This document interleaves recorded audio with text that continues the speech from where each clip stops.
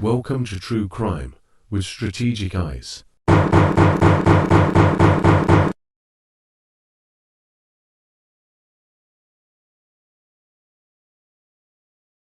Strategic back again. What's going on, guys? Hope you guys are having a great weekend so far. Today is Saturday. We rarely ever do a Saturday show because I'm usually working, but we're doing it now. I'm on vacation. I appreciate you guys for joining me. This video that we're going to do is a little personal for me, and I have to give you a disclaimer before we move any further. I'm biased. I'm very biased when it comes to parents being parents. The reason why I'm biased is because I have my own personal traumas. We all have traumas. One thing I hate about like YouTube family shows, YouTubers period in general, some of them pretend like their life is perfect. None of our lives are perfect. Just like the YouTube family dramas, like you'll see like these family channels. I'm not going to say any names in particular. My kids watch a lot of them.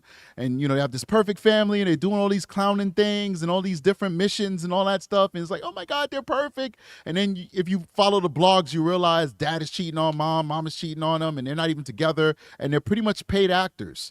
They're pretty much a production company that comes together and pretend like they have a YouTube family, a perfect family rather, for the bag, but they are just as dysfunctional as the rest of us. Well, Strategic is no different. I've had my issues, my trials, my tribulations in life, and one of those issues is being abandoned by my father. And that was a big impact on my life. And maybe when I look at the totality of my life, maybe it helped me. Maybe it made me a stronger person. Maybe it put me in a position where I'm at right now, where I think I'm a great dad. Maybe we'll bring the kids down one day and ask them. Probably not. Not putting all my kids on YouTube. They inadvertently come in as whatever, but I'm not bringing them on YouTube. But they'll be the judge when they get older. But I know I'm there for them. I know I love them. I know I'll do anything for them. And I know that I always get in trouble with their mother because I rarely ever tell them no. So maybe there's a little biasness that I'm going to bring into this video. And I apologize for that, but that's my truth. And at least I'm being honest with you. And I want to play for you something that I just did, because right before this live, I just did a members only and a Patreon video about my feelings about watching 50% of the video. I didn't watch the whole thing. We'll watch the whole thing together. I watched 50% of it, and just that 50% was very probative and very telling on Madeline Sotos' father, her bio dad. But I'm going to play just that small segment of a 40-minute video that I did for the members in a Patreon. You should consider being a member in a Patreon. You should consider it because it's a lot of value there. But I want to play it for you real quick. So give me a second. Listen to this. This is the intro. This is how I start out the teaser for the rest of it's a 35-minute video. Maybe I'm biased. I had a man in my life that abandoned his child, and his child's name was Strategic. We got abandoned. We got abandoned. It is what it is. So I don't have no mercy for guys like that because I understand how it affects a young person. I understand what it was like growing up in the hood and not having no male direction and taking those cues from other dudes that didn't have positive male influences in their life. The way that I looked at women, the way that I looked at the world, the way that I looked at my future without any guidance. Thank God put, positive male role models in my life that I was able to cling to, but I still made mistakes that I wouldn't have made if I had a father that taught me what it was to be a man. I couldn't have said it better. And when I look at Maddie, this beautiful little girl, and we keep asking ourselves a question, why didn't Maddie go to somebody? Why didn't she tell her dad? Why didn't she tell the counselor? Why didn't she tell this person? Why was she holding a secret? Because Maddie had nobody. Because Maddie's been abandoned her entire life. If you look at the videos and the interviews that Steven, who was her stepfather, gave, and Tyler, her bio dad, they both basically say the same thing. Jen was checked out. Jen was a part-time mom. Jen was drugged up. Jen was sleeping all the time. Jen was not a part of Maddie's life the way a mother should have been. I think Jen realizes that now. The more I listen to who Jen is, the more it is possible that she did not understand or care what was happening to Maddie. I don't even think that Stephen Stearns had to bring her in on the abuse. I don't think he needed her to be a partner in the actual abuse. He had the perfect partner because he had a person that just did not care. A person that was so wrapped up in their own mental illness, wrapped up in their own woes, wrapped up in their own self-loathing, that they didn't have space to worry about what was happening to Maddie in that room. And why didn't she go? Because she had a dad that really didn't care. And you know what? Some of you may get angry when I just said that. But the proof is in the pudding. We're about to listen to it right now. First thing in the morning, I got up at 8, went to the store, got my oatmeal, got my coffee, came back here, started making the members in a Patreon video, and now we're here together. First thing in the morning, we're going to watch why this man did not care. Why his parenting started when she was already 12 years old. And I've been telling you guys that for months. And all I got was people telling me I'm disrespectful, I'm not being fair to the dad, and da-da-da-da. And, you know, even I started out saying parental alienation until I did my research and I listened to the man's own words. I'm not relying on police reports. I'm not relying on detective interviews, even though this detective interview is pretty much going to buttress everything that we feel. I just relied on a man's own words in the interviews that he gave the news. He's not a liar. He's transparent. He's just relaying his truth in a sympathetic way. And if you are listening with your heart, you will not pay attention with your brain and hear the words that he is saying. Ladies and gentlemen, the words that's coming out of his very own mouth will tell you Maddie's story. Tell you why Maddie did not have a chance. Hate when I read in the comment section, well, if she didn't want Maddie, she should have gave her to her dad, Tyler. Her dad who finally talked about having her when she was already a teenager. Now they're having a conversation about her moving in with him. What happened to 1 year old, 3 months old, 2 weeks old, 1, 2, 3, 4, 5, 6, 7, 8, 9, 10, 11, 12? What happened to all those ages? Where was he then? But Jen is a horrible mother. We all know that. So it's easy to just blame her. It's easy to say, Jen evil, Tyler good. We thinking with our Neanderthal brain, ladies and gentlemen. We're not thinking with our rational brain that says, you know what? Jen is the perfect target because her words are horrible, her actions are horrible, her body language is horrible. Jen is a horrible person. So it's easy to blame her, who was the primary caregiver of this child, but give a pass to the other person who failed her just as much because he wasn't there.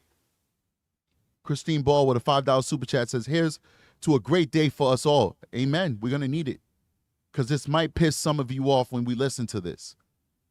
Because if Madeline had a stable male figure, biological figure in her life who she could trust, who was there for her, that spent time with her, that talked to her on a daily basis, that asked her how was her day, that told her, I love you, and proved it by being there, she would have had a person to juxtapose how Stephen Stearns was treating her with. And she would be able to say, well, this is my biological dad, and he doesn't touch me like that. He doesn't look at me like that. He doesn't make me feel the way this person makes me feel. So why is this guy who's supposed to be my stepdad doing this stuff to me? And it would have come out. She'd have said, Dad, is it normal for a man to do this to you? To put this someplace? My school is telling me that this is a special place. You have had that conversation with me. I've had that conversation with my daughters and my son. What are your special places? Who should be able to have access to those places? Who you should tell if somebody touches you in these places? Well, Dad, you're telling me nobody should touch me in these places, but this guy's touching me in these places. What do you think about that, Dad?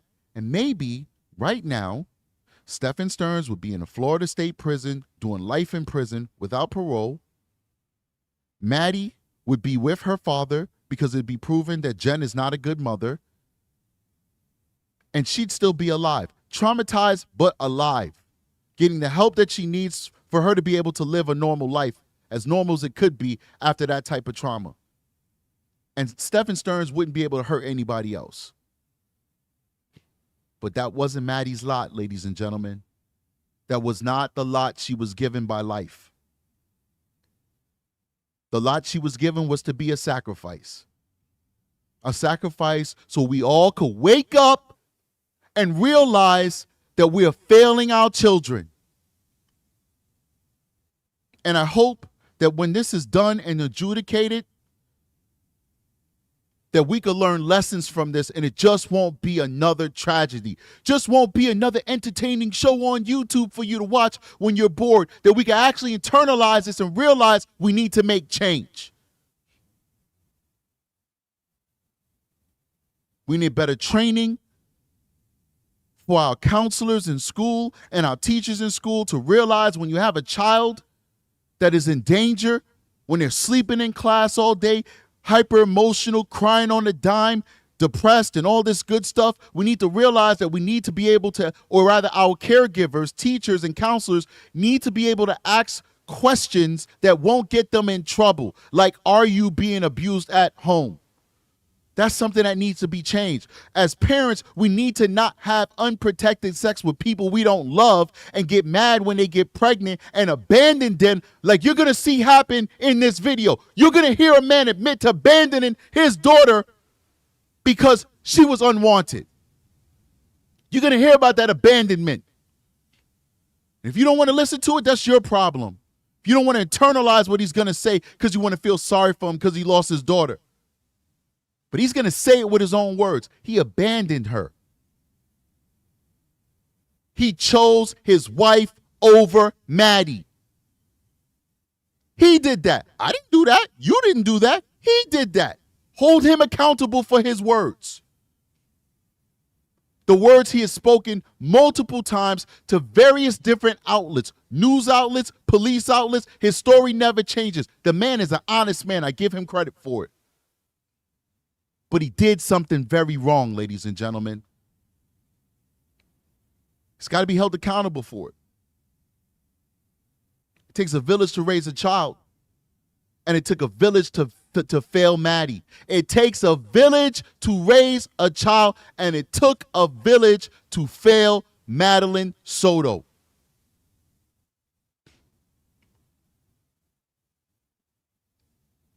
But I wasn't born to mince my words. I don't mince my words.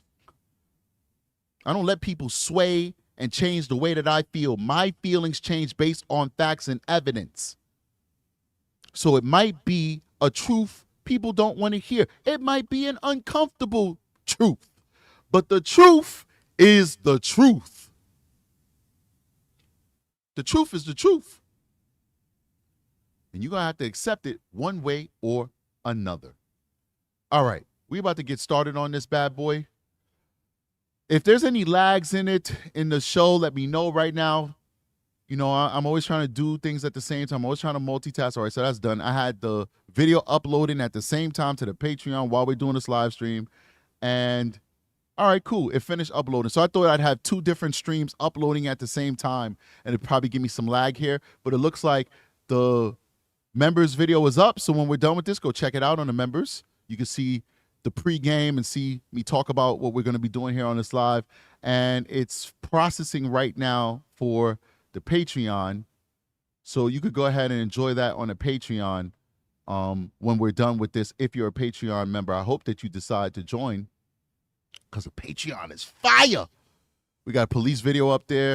I'm going to be dropping a lot of police videos, a lot of police shooting videos where I'm go ahead and evaluate. I've always wanted to do that on YouTube, but I couldn't because it's too violent, and YouTube will constantly, when I tried doing it, it constantly banned me and disciplined me and gave me community strikes on my channel. Sometimes I wasn't able to upload for 3 months. The last time I wasn't able to upload for 3 months. Because I covered that type of stuff and I would show the videos and all that good stuff. Now I can do that on Patreon because they allow you to download videos directly onto Patreon. All right, let me set this up for you beautiful people. Hit the like button, please. Hit that like button, support the channel. I'm setting it up right now. That's the delay. I'm not stringing you guys on for a long time. I'm multitasking. That's what I'm doing. All right. Big shout out to Anita Blackstone. She said, at 2 times strategic, spit the truth out, even if it hurts. Tough, real knowledge at 100%. I appreciate you. Thank you so much. Got another one from Elise. Elise says that true crime was strategic. Heard Maddie made drawings in her notebook that suggest she was being abused. Did you see those drawings anywhere? Can you bring it to us and analyze it with us? We did see the drawings. I purposely didn't talk about them. I spoke about them before a little bit, but I'm not going to analyze them. It's just her, it's just her drawing what was happening to her. I don't know if anybody saw it. I don't know if Jen saw it. I don't know if her teachers saw it. I don't know. If I'm a teacher and I'm, seeing a little kid drawing about giving a guy a blowjob, that's a red flag right there. And she's only 12, just turned 13, a couple days before she died. She's 12 years old, drawing about blowjobs. That's a red flag. Fortunately, maybe nobody saw it and it's nobody's fault. Maybe somebody did see it and, they just didn't do nothing about it. Before I go any further, I will say that Steven, it appears, was a really good role model for Maddie. The problem is that she was just too young.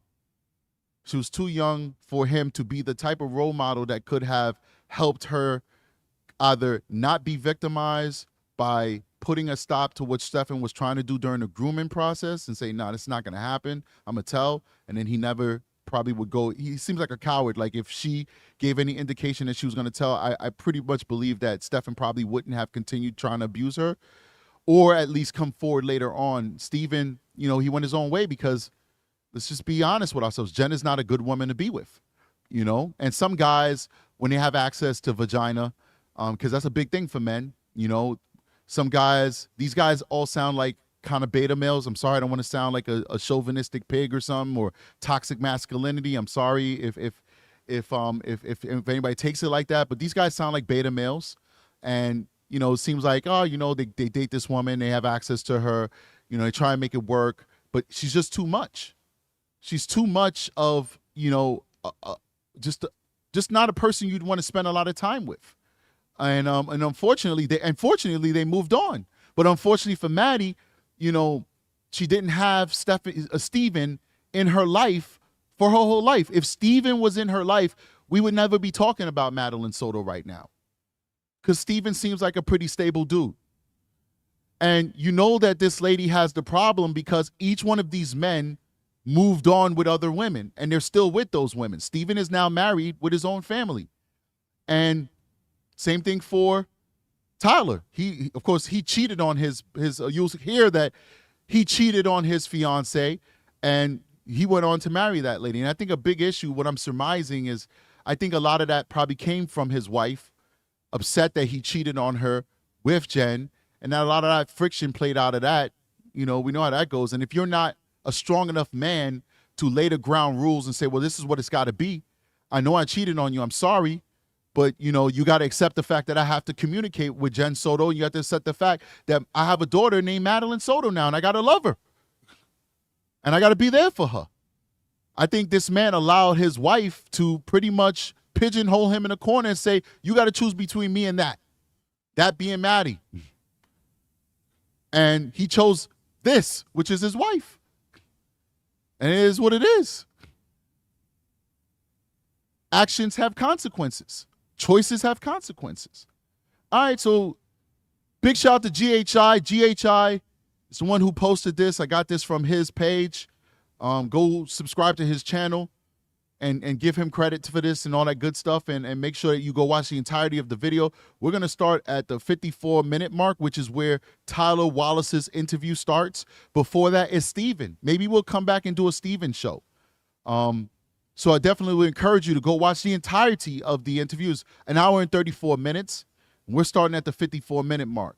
So here we go. Let's do it. In fact, let me see if I'll bring it behind me. All right, we'll do it that way. GHI has got some pictures streaming in the background, and I think it's probably better than you guys just seeing the Strategic Eyes logo. All right, hit that like button. Please support the channel. Hit the like button. Big shout out to everybody who dropped the super chat.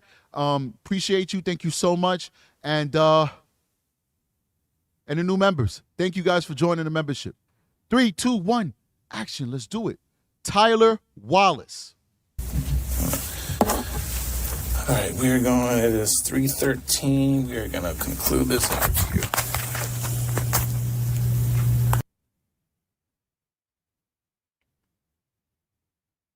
Big shout out to Ali Blue 44 with a $5 super sticker. She says, "If your it's your point blank way of telling the story that makes me come back and listen every time. Much appreciated. Rest in peace, Maddie. Thank you so much."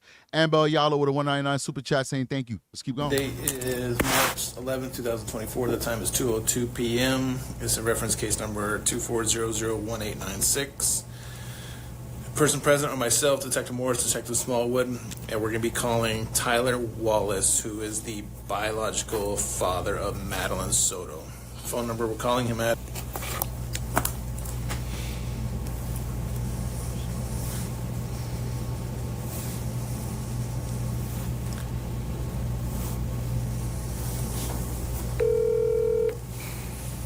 Hello? Hi, is this Tatiana and Tyler? Yes. Okay. All right, first of all, this is not a cold call. First of all, let me acknowledge the super chat. I know people hate when I stop a lot, but I have to acknowledge super chats because people are coming out their pocket to have their statement read. So it's just the right thing to do. Big shout out to Ivan. Love you, Ivan. Ivan says, Jennifer and Dad are detached and depleted parents. They cared a lot. They cared about themselves only, not Maddie. I couldn't agree more. Thank you so much for that, for the super chat and for your input. First of all, a lot of people on the show are married. A lot of people are in relationships. I'm married. We're all adults here, right? Your daughter is gone.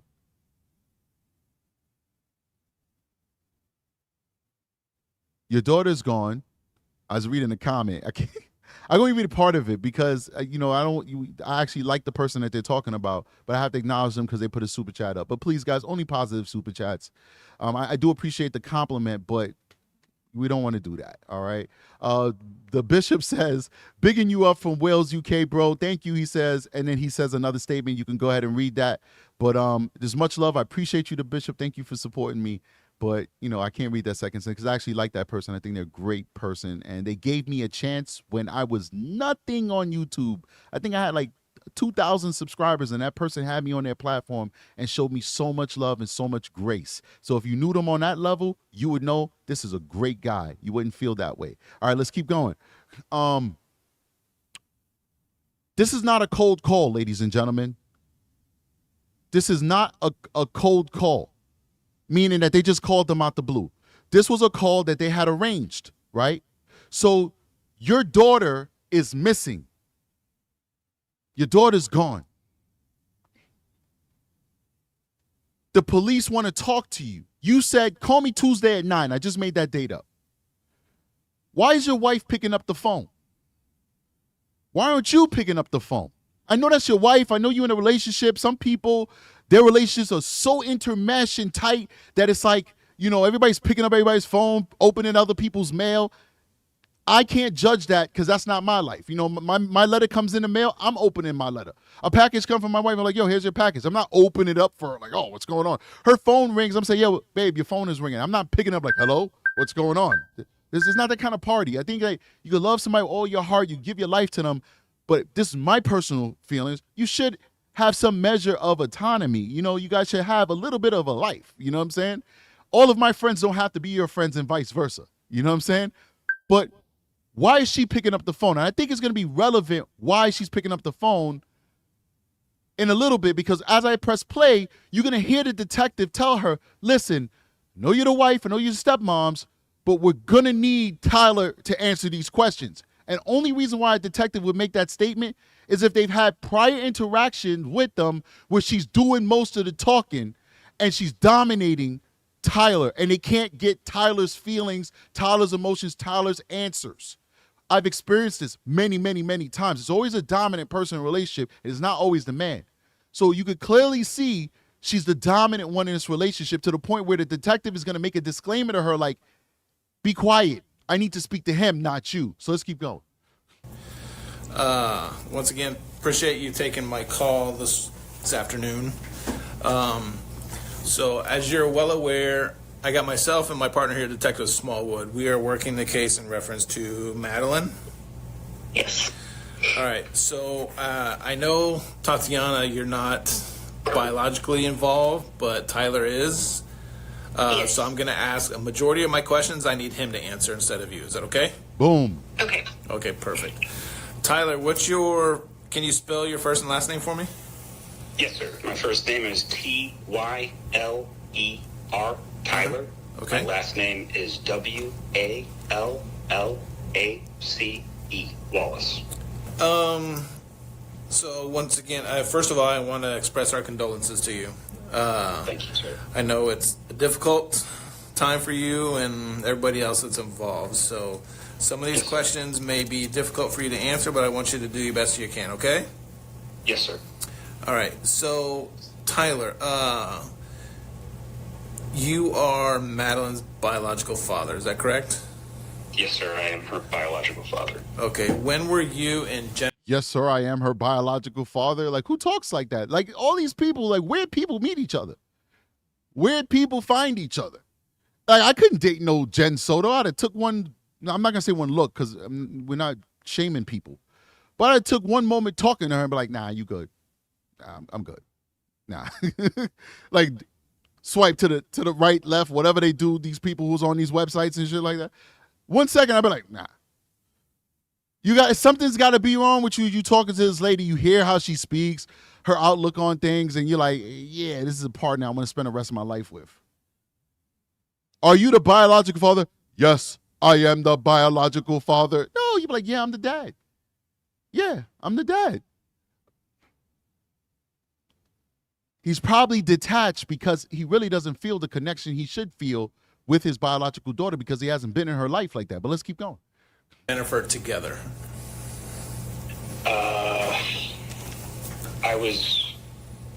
Are you asking our physical time or like relationship time? Yeah, relationship time. We dated when I was 16. I believe we were together for roughly 3 years. And then we ended up having an encounter in 2009 from which Maddie was born. Okay. We were not together at the time. I was with my wife. We were engaged. Well, we weren't engaged yet, but it was around that time. Got it. Okay. Were you in Florida here, or where were you guys at? I was at the time of our dating, so when I was 16 years of age and such, we would have been in Florida around Orlando and Kissimmee. Okay. I was living with my parents at the time. She was living with hers.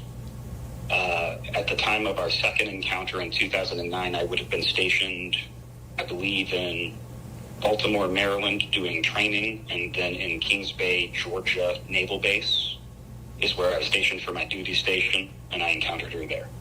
Okay. Did she live up there or just come to visit? How did that come about? She was visiting.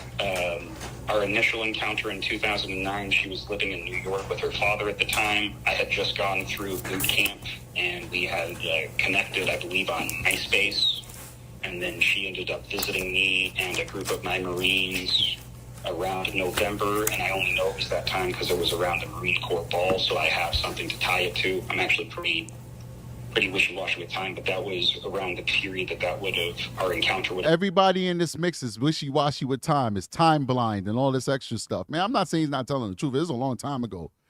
But, like, geez, like, they're all wishy-washy with time. I just want to give a big shout-out to RS, who's a White Shield member. Thank you so much, RS, for joining the channel. And big shout-out to Shelly Norman, who gave a $5 super sticker. Thank you so much. You guys are being so generous today. Unfortunately, the likes are not very generous. I guess you guys don't like the fact that I'm covering this particular topic. I apologize for that, because you guys must be very upset that nobody's hitting the like button, even though we have almost 1,000 people in the room. We only seem to have 300 and something likes. Please hit that like button, guys. You don't have to like what I'm talking about. We just want to get into the algorithm so a wider audience can see the show. That's how it works on YouTube. So we're asking you to hit that like button to support the channel. That's it. You can hate me and still hit the like button. Let's keep going. Would have occurred. Got it. I'm sorry, I lost my train of thought. Can you reframe or if I answered that, let me know what. No, yeah, you're good. So you guys weren't actually dating at the time she was conceived. Is that correct? Yes, sir, correct. Okay. How much involvement have you had in Maddie's life? I have tried to maintain civil connections with the mother. I would say prior to the last 2 years, I normally got to see my daughter about once a year. It was 2 years since I got to see Maddie, and the last time I saw her was October of last year. Hold on here. I want to bring that back a little bit. Big shout out to Kristen Ball. Says, as a clinical social worker / Leo family, you, sir, speak reality. I appreciate what you're doing here, but it's Christ in no E. I'm sorry. You're much more. I just got a bachelor's degree. You probably working with a master's. This is too much for me. Keep up the great work. The new biggest fan from Grizzlies. Thank you so much. I just didn't get that last part. I apologize. Call in and some explain it. The next time we do a call-in show tomorrow. But big shout out for that $9.99 super chat. Thank you so very, very, very much. Let's bring it back just a tad bit, because it's kind of like explaining the last time he met her. Involvement have you had in Maddie's life? Boom. Listen. I have tried to maintain civil connections with the mother. I would say prior to the last 2 years, I normally got to see my daughter about once a year. It was 2 years since I got to see Maddie, and the last time I saw her was October of last year. Now, we all know people who have dealt with custody issues, parental alienation. It's something, because we're human. So a lot of times when you have a child with a woman and you're no longer with her, especially if you move on and you appear to be happy, it's just human nature that you might get some friction. It doesn't always happen. So if that's not your story, don't embrace it. Don't say, oh, well, I'm a woman and that's not how I am. That's not you, obviously. But it does happen. And all of us have brothers, uncles, whatever, or some of us ourselves would deal with it. And you might have to, you've seen this before, right?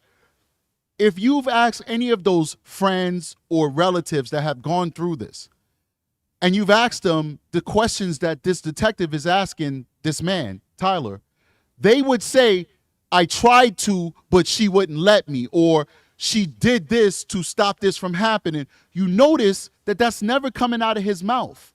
He's never once blaming Jen Soto for his inability to see the child.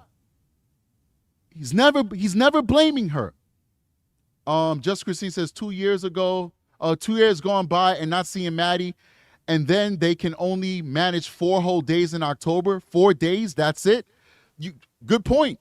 You never hear him saying, I could not spend my more time with my child because Jen was engaging in parental alienation or any derivative of that. He doesn't have to use that terminology. He doesn't allude to it. The most he says is, I tried to stay civil with the mother. But that could mean anything. What does that mean? Can you explain to us how Jen was uncivil?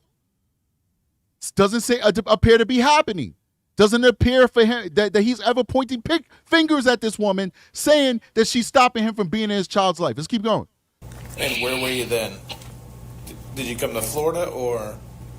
She came to Texas. Maddie was sent to visit us in Texas. She traveled on it. Why are we hearing from you? Why are you even on speakerphone? Why? We're all adults here. I can judge these people because I'm in similar relationships. Most of you are in serious relationships, either long-term or marriage. We are talking to dad right now. That's why when I conduct these interviews, I say, you have to go. You have to go. Even when I'm talking to teenagers, I'll say, that is a little different because the parent has a custodial right. I'll say, Mom, Dad, do you mind if I speak to her alone? If they say no, there's nothing I could do. It's a minor. Boyfriend, girlfriend, husband, wife, you have to go. The victim pretty much has to plead with me for them to stay in the room for me to say, okay, I relent. Because you will find half the time that it's that boyfriend or husband, most of the time, that's pushing the person to make these complaints, because sometimes it's an extramarital affair, a cheating, and it's like, oh, I really didn't want to do it, but I did it, because they don't want to take accountability for the fact that they willingly cheated on this person, and now that person is being an advocate for them, and now they're in the room pushing. As soon as they leave the room, I really don't want to be here, I really don't want to move forward. Why? Listen, I don't want to go into it. I just want to let you know, I don't want to move forward. I don't want to see this guy arrested. The moment the boyfriend or the husband leaves the room, the tone changes. Because there's always somebody pushing them in their back, with needling them with that finger in the small of their back, pushing them. They want to hear from the dad, not for you. Why are you speaking? He knows the last time he's seen his kid. Big shout out to JPL with a $5 super chat. Says, SS violated and perpetrated the most heinous crime against Maddie. Jennifer gave her consent, neglectful parenting. Agree with you. Let's keep going.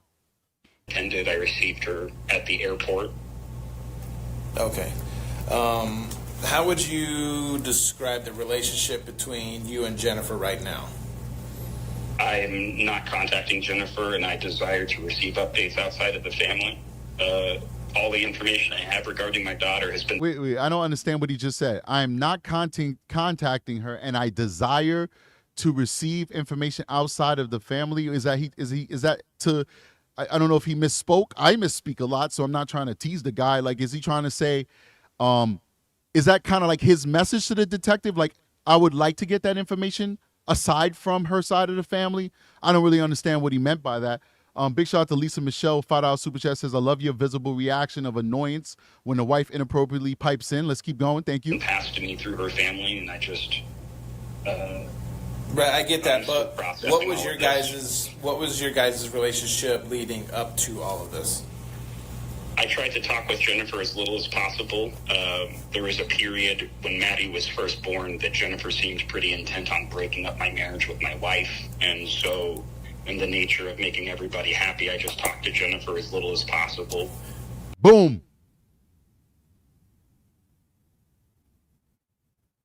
His mouth to your ears. You just had a baby with this woman. She's taking care of an infant all by herself. Let us now forget about everything we know about Jen Soto, ladies and gentlemen. It is imperative that you take all of that bias out of your brain right now. Look at Jen Soto as a woman right now. And listen, I've dedicated hours bashing Jen Soto on this channel. Dozens of hours and dozens of hours. Take it out of your brain and look at Jen Soto as a single mother right now. She just had a baby with this dude. It takes two to make that baby. She did not force him to put his peen inside of her club without a condom and shoot it up. He shot the club up. What did you think would happen? You made a Maddie. You were irresponsible. You made a Maddie. She's now raising that child by herself. What do you think would happen? Of course she's going to be conflicted. Of course she's going to want you in the child's life. Of course she might actually want you. Of course she might say, yo, listen, I know you got a fiance and all that right now, but I got a family right here waiting for you. Come do the right thing and be with your family. It's not like she just met the guy on the corner and had a baby with a Tinder date. She dated the dude for years when they were kids. They have history. They have a connection. I think the only reason why they broke up is because he moved away. So he chose. He told us he chose. He said, she was trying to break up my marriage, so I had the least amount of contact possible with Jen Soto. He made the choice. Jen didn't make that choice. He made that choice. But we got the Tyler stands giving him grace. Why are you giving him grace for? He does not deserve your grace. He deserves your sympathy because he lost a child, but he does not deserve your grace that he was a good father. He abandoned his child. Let's keep going. Talk to us, Tyler. Which is why I had so little contact with Maddie growing up. I only just recently started reaching out to Maddie through like Skype and stuff where she... Just recently, in the last 2 years, he's going to go on to say in like the last 2 years, he started reaching out to her by Skype. By Skype. Wait till he clarifies why he had no real visitation with the child. Listen out for that. Was able to, or not Skype, excuse me, what did we use? I think we used like Instagram or FaceTime, but we would use like video chats and voice chat to start talking. And so I was starting to get a deeper relationship with Maddie, and then this occurred. Okay. Boom. So you waited till she was a teenager till you got this so-called deeper relationship. Spoken like a true deadbeat. Just because you paying a couple cents. Because he said he has no money. Child support doesn't mean you paying money. You got to make money to pay some money. So you paying a couple of $100, that doesn't make you a non-deadbeat dad. Deadbeat dad, being a good dad is about time and effort. Money doesn't matter. Time and effort, that's what makes you a good father. not the government is forcing you to pay money out your check because she did the right thing and took you to court. That doesn't make you a good dad. Time and effort is what makes you a good dad. Let's keep going.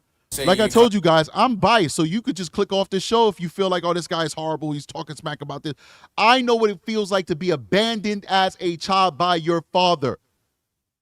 I know what that feels like, so I am biased. I'm telling you right now, you take what I'm saying with a grain of salt, because this passion is personal, because I've seen guys like this before, and I will not give them a pass, because all these thugs and gangsters we see walking around on these streets, half of them grew up with fathers like this. And now we see what happens when a Maddie grows up with a father like this. Your absentee dad, guess what? The predator moved in. You were supposed to be there, but the predator moved in. You didn't have to be with Jen. You didn't have to be her lover. You didn't have to be her confidant. You didn't have to be her husband. You could have been in your child's life. You could have nipped it in the bud before it turned into a homicide by giving her somebody she could trust. You thought that you could accomplish that in the last 2 years after the man been raping your child since she was 6 years old? That's what I think. The pictures show 8 years old. I believe 6 years old. Not good enough, man. You failed her. Let's keep going. Contact her through social media.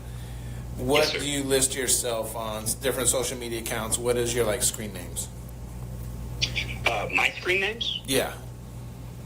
Usually my screen names will all be a variation of my email. I can give you my email, but it's going to be CPTHRDCR. So most of my screen names are like a variation of that with like a 13 behind it. But I have on Facebook, it just says my normal name. I believe Instagram, I come up as like CPTHRDCR13. I'm not 100% sure that I'm bad at managing all of my social media accounts. I'm locked out of like half of them right now. Okay. All right. All right. So you said you and Jennifer, you haven't had that cordial relationship. So, but you started I would say Sarah Adams says that he sounds like Stefan, and we have a saying in the islands. It's called birds of a feather flock together. Birds of a feather flock together. So, of course, she's going to be looking for the same type of guys. That's her preference. These are beta males. Beta males. I don't care what people think about toxic masculinity, all that stuff. It's a thing. There is such a thing as a beta male. These are beta males. And that's why this predator can weasel his way into their world. Why Steven can say, and I think Steven's a good guy, Steven can say, oh, I know Stefan, you seem like a pretty decent guy. I didn't think he would have did this either, because you a beta male, Steven. That's why this dude could be in Texas and have this beautiful little girl with a beautiful smile, a smile that'll take your breath away. A beautiful little angel, and he don't give a damn. He gonna choose this grown-ass woman that's sitting next to him rather than this little girl that's his future, that's his eternity. The one who's gonna carry on his bloodline. He chose this chick next to him that he obviously did not respect and care, because what did he do? He smashed Jen when this woman wasn't watching. He chose this woman next to him over Madeline Sotos. He even allowed Jen Soto to give Madeline her last name. The legacy of her father, not his legacy. Her name should have been Madeline Wallace. He didn't even give a damn about that. This is personal, man. I hate deadbeats. Let's keep going. our relationship has been cordial, but it is a surface level cordialness maintained on our side to guarantee access with Maddie, because I was never able to afford to go to court to get my custodial rights established with her. Okay. And you said you started reaching back out to Maddie last year on a more consistent basis? Yes, sir. She was coming up on the age of 13, and so the last time I had stayed, when she had visited us in October, I was basically talking to her about how she would feel about coming to live with us in Texas. Let me bring that back, because I'm so riled up. Like that just I'm really pissed off. I'm not gonna lie to you. I gotta bring it down a little bit. Woosah. Let me bring it back a little bit, because I don't want to miss anything that's probative. Because this is why we don't cover all types of topics on this show. I only talk about what I'm passionate about. I don't cover these things just to cover them. I don't cover it because, I got to talk about the news of the day. There's some YouTubers who do that. They do an excellent job of it, and that's their job. They're doing their job. They're doing a great job. I'm my own person. I have to cover topics I'm passionate about. That's why I talk so much about this, because I'm passionate about it. I can't just go into flip mode and start talking about something that else is happening in the news. I got to be passionate about it. And I'm passionate about this. This is real. This is reality. People are living through this stuff that we're talking about right now. I'm sorry. Let me bring it down. Let me calm down. Let's listen. I don't want to miss anything. Different social media accounts. What is your screen names? My screen names? Yeah. Usually my screen names will all be a variation of my email. I can give you my email, but it's going to be CPTHRDCR. So most of my screen names are like a variation of that with like a 13 behind it. But I have on Facebook, it just says my normal name. I believe Instagram, I come up as like CPTHRDCR13. I'm not 100% sure that. Then I'm bad at managing all of my social media accounts. I'm locked out of like half of them right now. Okay. All right. All right. So you said you and Jennifer, you haven't had that cordial relationship. So, but you started I would say our relationship has been cordial, but it is a surface level cordialness maintained on our side to guarantee access with Maddie, because I was never able to afford to go to court to get my custodial rights established with her. Okay. You see this? You see this? He got one kid, ladies and gentlemen. He's an adult living with another adult. Both of them was in the military. I don't know if they're still in the military pulling a salary. I don't know. They live in Texas, which is not the most expensive state in the country, with no income tax. He's an able-bodied man. And you telling me you could not scrum together the amount of money needed for you to go and fight for your child. He just said it. And listen, it doesn't matter how he says it. He has no evidence. He's produced no statements that shows that Jen Soto was a thorn in his side, stopping him from having a relationship with his child. He just said a surface level cordial relationship and we maintained it that way so I can have access to my child. What are you saying, bro? That's every single relationship that has failed, that has children involved. A surface level cordial relationship. The relationship failed for a reason. You guys don't like each other anymore. That's the best case scenario. He's saying it like he should have been expecting more. Like there's something else you could get. Like this supposed to be like on some Nick Cannon stuff where he's got 20 baby mamas and they all kumbayaing together. Well, you know what? Nick Cannon has tens of millions of dollars. It's easy to kumbaya when everybody's getting $1 million every year. You got the relationship every single person on this planet has who has a baby mama. It's the best case scenario, dude. But the truth shows itself. I didn't have the money. So I didn't go to court. So you took what you got, and what you got is exactly what you was looking for. That's it. To be a part-time dad, if that, a per diem dad. Part-time people at least have to do a minimum of 15 hours a week? He was a per diem dad. Catch you when I catch you. When I went to acknowledge I have a daughter, hey, let me hit you up via Skype. Come on. Teresa Alyssa with a $5 super chat says, if only someone in Maddie's life had an ounce of your passion. Appreciate you for that. Thank you. It's very, very, very kind of you. And we got JPL, who's been pinned, saying, strategic, our host deserves some thumbs up. Thumbs up. Appreciate you. Ivana has a happy birthday. Happy birthday, Ivana. Would I be corny if I sang Ivana happy birthday in the middle of this live? I mean, would it be appropriate? I don't think it. Happy birthday to you. Happy birthday. Let me stop. Happy birthday, Ivana. We are talking about a heavy topic. I don't want to derail us. You guys know I'm all over the place. I'm crazy. Maybe I need some of Jen Soto's ADHD drugs or something like that. I don't have to go to a pharmacist. I go to her. She is the pharmacist. She'll diagnose me like she diagnosed Maddie, drug me up, have me sleeping all day on some hydroxyzine and all that stuff. Come on, man. Whatever. And give me some Marilax. Even though I ain't got no bowel problems, she'll probably give me some of that stuff too. Anyway, happy birthday, Ivana. Thank you for supporting the channel, being a member. Are you a member? It doesn't matter whether you're a member or not.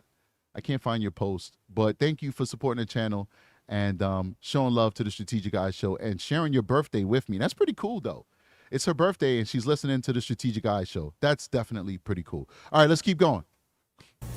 And you said you started reaching back out to Maddie last year on a more consistent basis? Yes, sir. She was coming up on the age of 13, and so the last time I had stayed, when she had visited us in October, I was basically talking to her about how she would feel about coming to live with us in Texas, if that was something she would be interested in. And she expressed that she would be interested, but she didn't say why or what. We just kind of left it at that, and it was something I was going to talk to Jennifer about. But just Why would you have a conversation with Jennifer about that if there was parental alienation? The reason why I be saying this is because people have told me that they have spoken to the family and that the family was alluding to parental alienation. That's what I heard. So this is their position. This is his position. His position is parental alienation. That's his position, according to the people who said that. I never spoke to him personally. According to the people who allegedly have access to the family, he said parental alienation was a part of the issue. So prove it. Where's the parental alienation? You're talking to the cops who are investigating a missing child. Your baby mama is like in the midst of it. She's not your friend. She's not your ally. Your child is dead. You no longer have to have any kind of contact with her. There's no estate or anything like that. It's not like it's like a rich grandparent. Everybody want a piece of the pie. The child is gone. At this point, both these families separate. They never have to have contact again. So why are you still protecting her if she was engaging in parental alienation? And if it's parental alienation, why would you even have the audacity to think that you could have a conversation with Jen Soto about her moving to Texas? Because there was no parental alienation. And if you did have that conversation, I'm pretty sure that Madeline was like, oh, yeah, sure, I would think about it. But then why did she go back to school in January and February and tell her friends that she hates you? Right after she left you, she went and told her friends, I don't like my dad.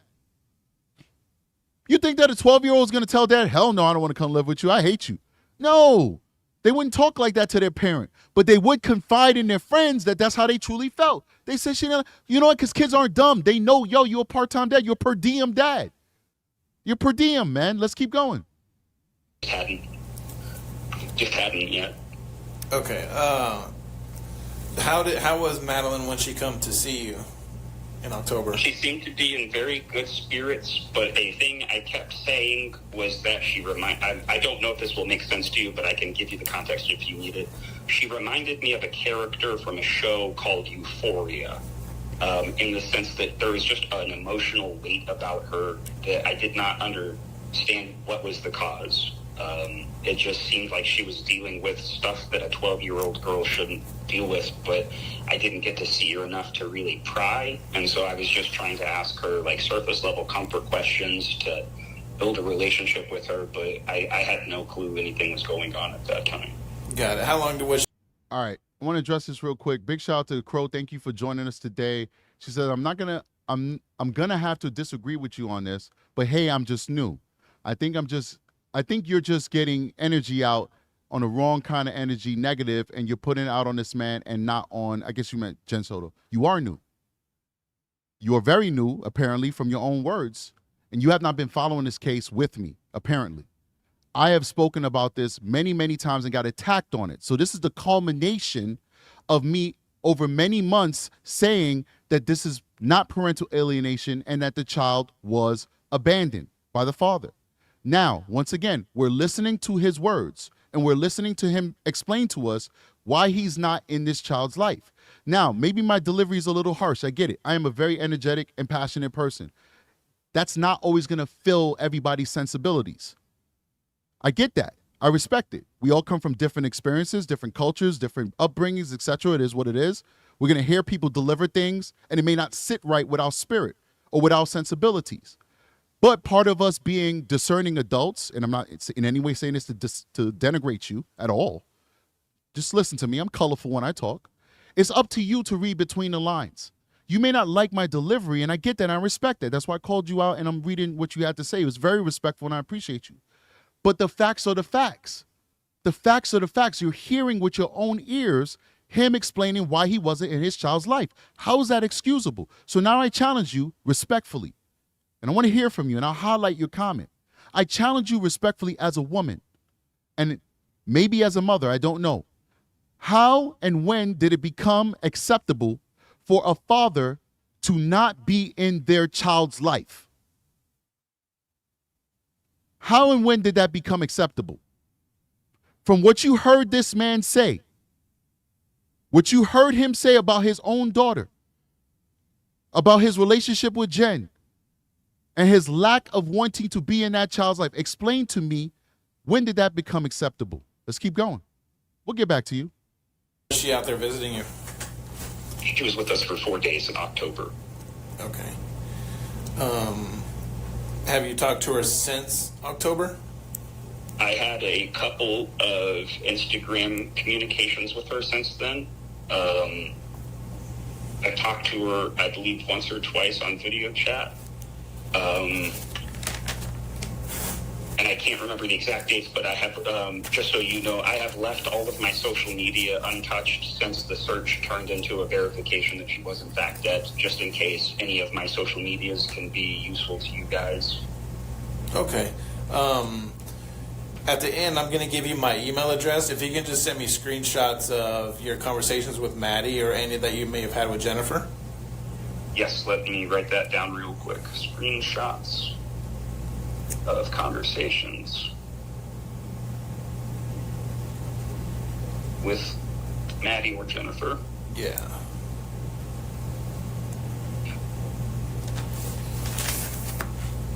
Is there anything in specific you're looking for? Nope, just all your conversations. That'd be great. Say that one more time. Sorry, Just all of the conversations you've had with Maddie. Yeah, got it. And then if you've had some with Jennifer, those as well. Roger.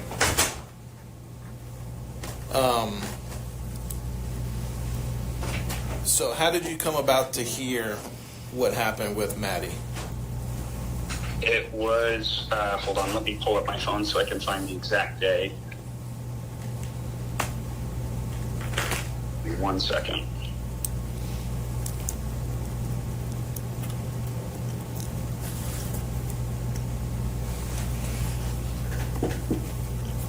Monday, February 26th, or possibly, it was either the 25th or the 26th. I had just worked a shift in Texas, in Cypress, Texas, at my place of employment, which is Imperial Vapor Company. And the time on deck was around 4 or 5. The time on deck when I received the call was around 4 or 5 p.m. Interrupted. Jennifer called me and said that she had been informed by the school that Maddie never arrived at the school that day. And I asked Jennifer what she knew at that moment. She seemed distressed, but I told her, because she was trying to give me a bunch of stories about who had taken who where, and I said, I don't care about details right now. I need to know what you know. Where is Maddie? She did not know. And I said, how long has she been missing? And she said, since this morning. And then I said, okay, I need you to get in contact with the police department if you haven't already, and I would like you to continue to update me. And then she said, okay. And then she had mentioned that it was her birthday. And then when Jennifer and I were talking, I had started to mention the statistics of things like sex trafficking in Florida. I know that Houston and Florida are high on sex trafficking, so I was throwing out scenarios of what we should be looking for. Did somebody grab Maddie? Was there videos out there? Could we see footage? And Jennifer was, I believe, writing some of this down. I don't know, but she was trying to. It appeared. Yeah, I think it's kind of weird that all these folks just like assumed the worst. You know, like the kid is missing. We all know that the worst did happen, right? But they all automatically, all of them are just like, "Yo, sex trafficking, done, finished." You know what I'm saying? Like they're like just like, yo, straight up sex trafficking. I don't know. That seems kind of weird to me that child is missing a day and you automatically assume that the Colombian cartel has her and she's on a flight to Monaco right now. Like, I don't know. Let's keep going. She was giving me whatever details she could. But then after that, I went home and waited with my wife. I let my wife know Maddie was missing. We started making some social media posts to spread the word. And then on about day 2 or day 3, I just couldn't wait anymore. In Texas, I felt really hopeless. And so I let Tati know that I was going to drive down to Orlando, Florida, which I did. I drove to Orlando, Florida, and I'm not sure which day I drove down. It was the third day after I found out, though. And I stayed with my friend, Lynn Bradshaw, who is like a lifelong friend of mine. He lives about 20 minutes away from the area where Maddie was taken. I can pause now if you have any questions, or I can keep going. No, this you keep going. Fresh in my mind, though. Yeah, keep going. So at the time when I arrived at Lens, my initial first thought was, I'm going to fucking go out to the last known GPS location. Jennifer had sent me like a pin or a GPS location of where Maddie's disappearance would happen. And at that point, Lynn and I had basically discussed the pros and cons of going to look for myself. The pros being that it would make it feel like I was doing something. The cons being that I really had no idea what I was looking for. And then that's when we started seeing like Twitter posts from the Kissimmee and various police departments saying, please do not engage in any public searching. We are currently working on this. And so I feel like I just knew in my heart that shit was going bad. I was staying with Lynn to help me kind of keep my emotions in check, and just watching social media, refreshing every so often to see if any news articles had come out. A bunch of my friends flew in from out of town, so I was visited by Josh Losey, who flew in from Indiana. He's been friends with me as long as Lynn. I was visited by my friend Stephanie Elaine Ashley, who flew in from Seattle. They both stayed with me for a couple of days at Lynn's place, and then they flew out. And then my wife, Tatiana, flew in. I'm losing. All these flights happening. I mean, don't get me wrong, we got tragedy, but all these flights are happening now. I just showed you guys Expedia, quick search, 3-4 months from now, 5 months from now. You want to go from Orlando to Houston, Texas, $242. You know what? All right, we got an emergency. We have an emergency. We need to fly over there. That's in 2025. We have an emergency. We need to fly over there this October. Because October is when she went to his house, right? This October, 2024, 4 days. It's even cheaper. If you want to fly over there this October, 4 days, it's loading up right now. $128, $94. Round trip. Round trip. I lie to you not, ladies and gentlemen. Look at that, $94 round trip to get to go from Houston, Texas to Orlando, Florida. $88 round trip. $128 round trip, guys. That's how much it would have cost us to bring Maddie over and spend time with Maddie. That's it. But I got YouTuber, you're being unfair.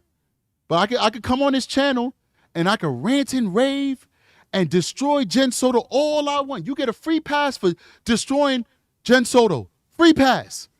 Scream at her, call her names, all that good stuff. Do whatever you want strategic on Jen Soto. But once you talk about the dad, oh no, that's off limits. You're being unfair.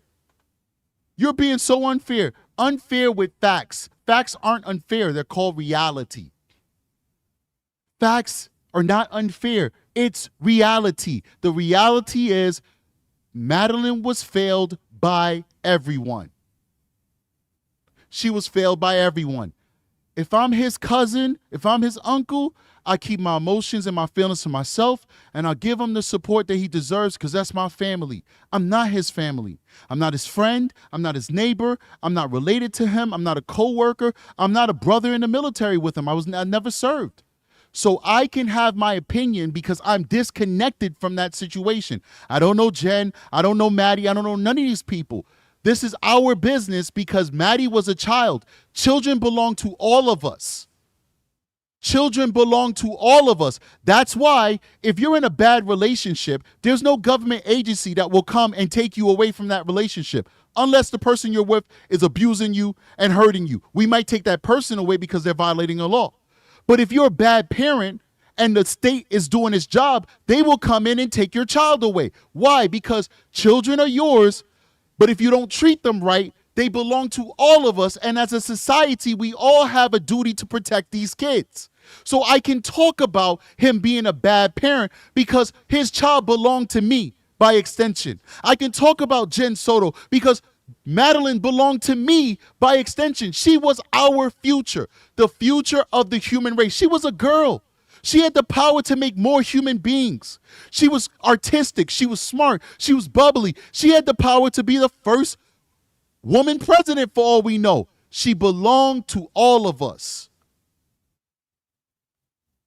Stephen killed her. Jen neglected her. Tyler wasn't a part of her life. They all failed her, so they made it our business. They made it all of our business. Let's keep going. And at this point, I lose track of which days or when because it just all kind of blends together. But I took notes. So if you need specific dates of when I was interacting with people, I should be able to dig that up. It's not off the top of my head. Okay. So did you have any, I believe it was the night I arrived at Florida that Lynn and I got confirmation that Stefan and that he had been arrested and that there was sexual abuse tied into this whole thing. And how did you hear that? I can't remember when I finally could. I had been trying to not listen to the news, so I'm not sure when I actually finally concluded that Maddie was dead. I can't remember if it was reading an article or if I had gotten a call. Maybe you called me. I don't really remember who told me. I just remember kind of the day that it happened. Okay, how did you hear the news about him being arrested? Did Jennifer tell you, or did you see it on the news? I was informed of Stefan being arrested by Tati. Who told you? And then the news told me. Okay. The press conference. All right. When you were here, did you and Jennifer see each other? The only time I saw Jennifer was when I made an appearance I'm not sure if it was an official funeral, but I have pictures from the location and the name of the funeral house. It was a funeral house. They say that Maddie is going to be cremated in the next couple of weeks, but there was a closed casket that Jennifer's family was there, and I arrived with my separate party. I believe all interactions between me and Jennifer happened on a camera in the main thing of the funeral home. I did not speak with her anywhere else but in the funeral home. I hugged a few of her family members, and I hugged her at one point, but we shared very few words, and I was not a big fan of the hug. It was more for social purposes, but... Yeah, I mean, in all honesty... I mean, he got seething hatred for her. I mean, at this point, he didn't even know... I don't know at what point he knew the things we know now. So I get it. He has every right to feel that way, especially if he knows what we know now. But like, all right, come on, man. Like, you guys are at the funeral, but whatever. It's not for me to determine how he should have acted. That's his business. But yeah, let's keep going. Our main focus right now is Maddie. Okay. Yes, sir. Not the relationship you and Jennifer have or have not had or whatever. That's acknowledged. So I don't know if some of these questions are difficult because of Tatiana is listening or whatever, but I don't know if these questions are difficult because Tatiana is listening, because he's just throwing vitriol in there that didn't exist before, because he's not giving us any evidence that Jen did anything to him that would make him have the vitriol that he has, besides the vitriol that he should have on the whole Madeline situation. And even the detective is picking up on that. He's like, yo, I don't know if it's, if these questions are difficult because Tatiana's listening. You know what I'm saying? Listen, I'm telling you guys what I know from my experience. You take it for whatever you want to take it. It's up to you. Let me read out this highlighted comment. He chose Tatiana over Maddie, trying not to rock the boat in his marriage. It's a fact. Guys do this all the time. They get caught cheating and all that stuff, and so they overcompensate in order to make the woman trust them again. So now they no longer autonomous beings. It's like, yo, pick up my phone every time it rings, listen, read my emails, do whatever you want. I'm proving to you that I'm not cheating again. And they lose their autonomy. They almost become like slaves to their relationship because they're trying to overcompensate and show that they're sorry and they should be forgiven. You can clearly see that here. You could clearly see that here. That is the case here. That's it. That is the case here. All right. People say whatever they want. I know what I know. Okay. That's how I feel. It is what it is. We could debate it in the chat if you want, but I clearly see that with my own eyes. This is what's happening. And even the detective sees it, but let's keep going. like I said, our main focus right now is Maddie. So Yes, sir. The hardest thing has already happened, which is she's dead. And I am not okay with that, but for the purpose of cooperation and for the purpose of your investigation, I'm willing to go through emotional pain to get there. So just please continue asking what you need, and I will keep you apprised of my emotional condition. no, I appreciate it. Man, these people are different, bro. These people are different. Do you guys hear that exchange? Like, that was weird as hell, but I'm not judging because I don't know these folks and they are who they are. And some people say, well, he was in the military. Yo, I deal with military guys. 90% of the people I work with is in the military, in law enforcement, and they don't act and talk like this.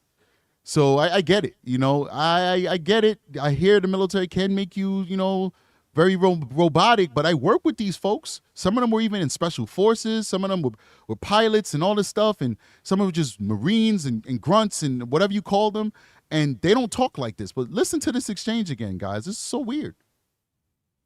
I believe all interactions between me and Jennifer happened on a camera in the main thing of the funeral home. I did not speak with her anywhere else but in the funeral home. I hugged a few of her family members, and I hugged her at one point, but we shared very few words, and I was not a big fan of the hug. It was more for social purposes, but Yeah, I mean, in all honesty, our main focus right now is Maddie. Okay. Yes, sir. Not the relationship you and Jennifer have or have not had or whatever. That's Acknowledged. so. Okay. I don't know if some of these questions are difficult because of Tatiana's listening or whatever, but I don't want to, like I said, our main focus right now is Maddie. So Yes, sir. The hardest thing has already happened, which is she's dead. And I am not okay with that, but for the purpose of cooperation and for the purpose of your investigation. Somebody say he was in a military prison. Was he like a military correction officer or something like that? Like, what's the deal with that? I'm just curious. I'm not going to take whatever you say verbatim. I have to source that information for myself, but I'm just curious. I don't know if some of these questions are difficult because of Tatiana's listening or whatever, but I don't want to, like I said, our main focus right now is Maddie.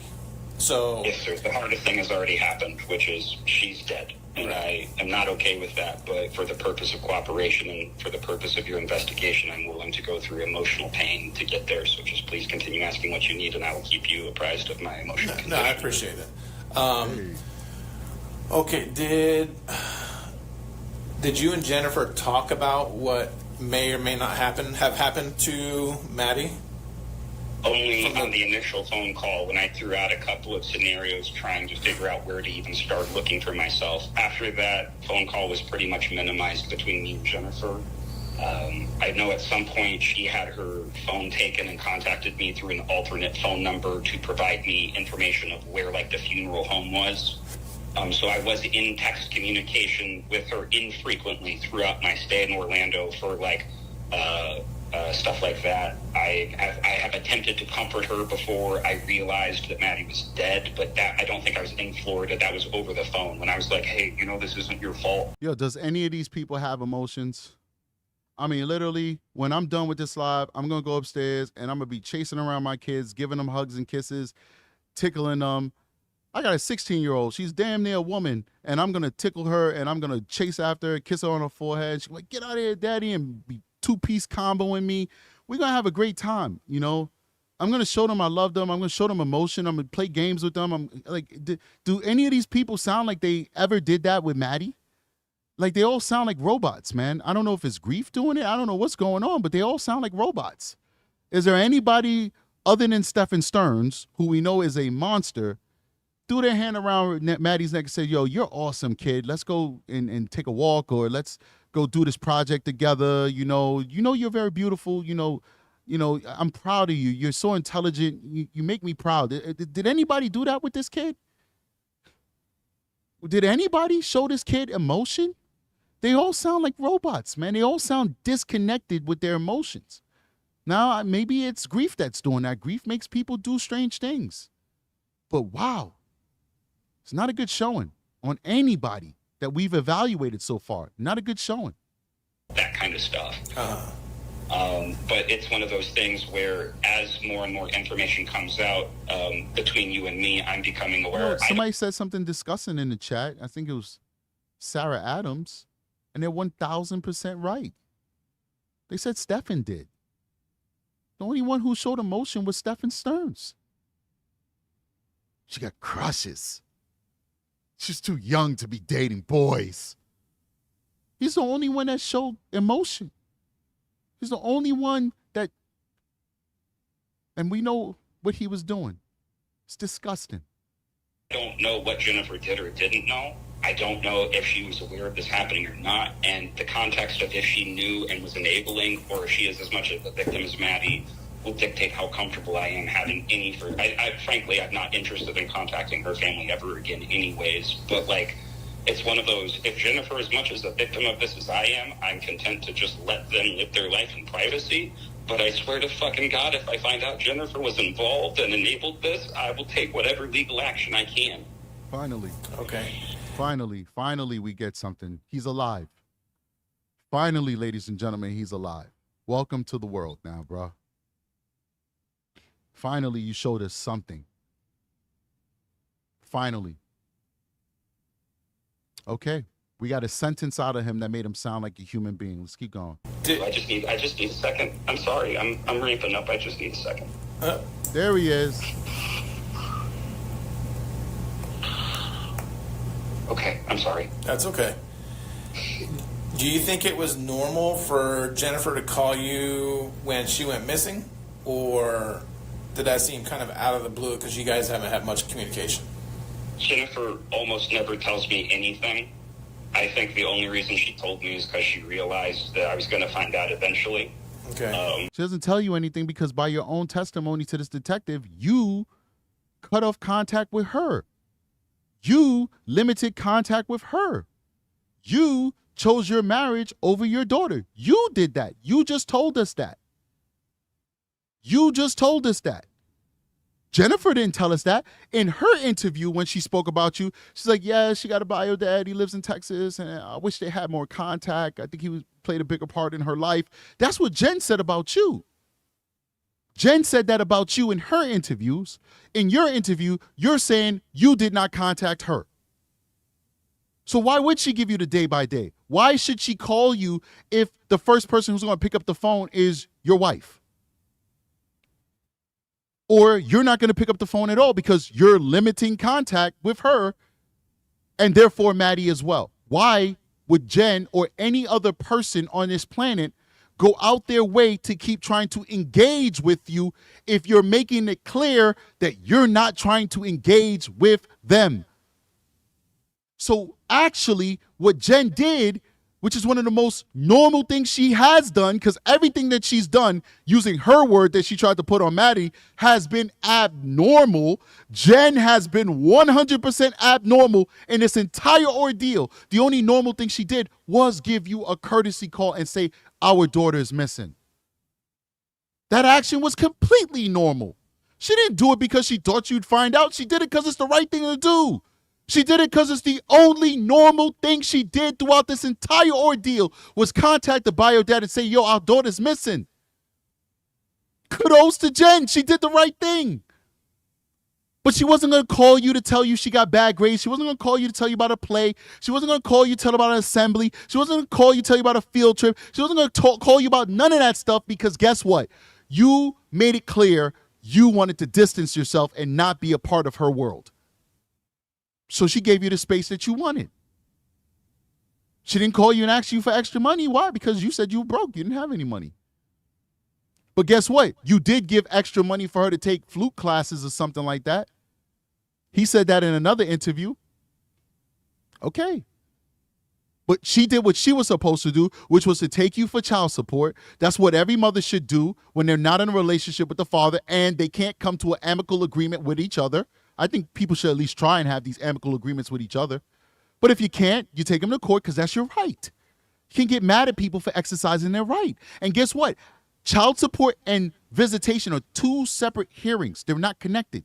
But when you go through child support and you get that settled, it makes visitation easy. So you don't have to go to court for 2 years fighting in court over visitation once child support is settled. Because the court is looking at it like you're paying, you deserve time. So usually it's just a couple of hearings before you hash out visitation. And based off of what we know about Jen, I don't think visitation was her issue. Because we know Jen is such a self-centered, self-loathing person. She would have loved nothing more than being able to stay in her bed and not have to worry about Maddie. She'd have loved Maddie in Texas. She'd have loved it.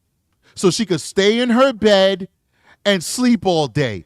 There's no evidence that Jen would not have loved for Maddie to spend more time with her dad, so she had more time to self-loathe. Let's go to the chat real quick because we got a big old super chat I want to give acknowledgement to. Maddie P with a big old $20 super chat. Thank you so much. Says, Jen asleep, okay?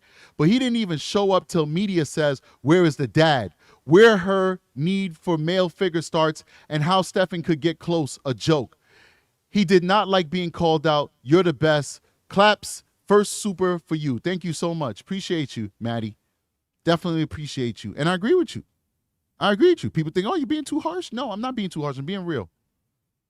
I didn't come on YouTube to talk like I'm, I got to watch what I got to say because I don't want to offend anybody. I came on YouTube to talk to you guys like I talk to my friends. So if you're a part of the family, you're part of the show, you subscribed, or you're a member, or you're a Patreon, or whatever, you just subscribe, you listen to me, I'm talking to you like you're my friend. And in the midst of talking to you like you're my friend, I'm using my experience to inform you of what I see because I've seen this stuff before, professionally. So if you want me to come on here with my nice suits, I'm sorry. You only got to do wool suits. Only wool suits, guys. Don't ever waste your money on polyester suits. Only wool suits. You spend a little now, you keep them forever. I'm not just going to come on here and just be like, how you doing? I'm Strategic. This is a Strategic Guys show.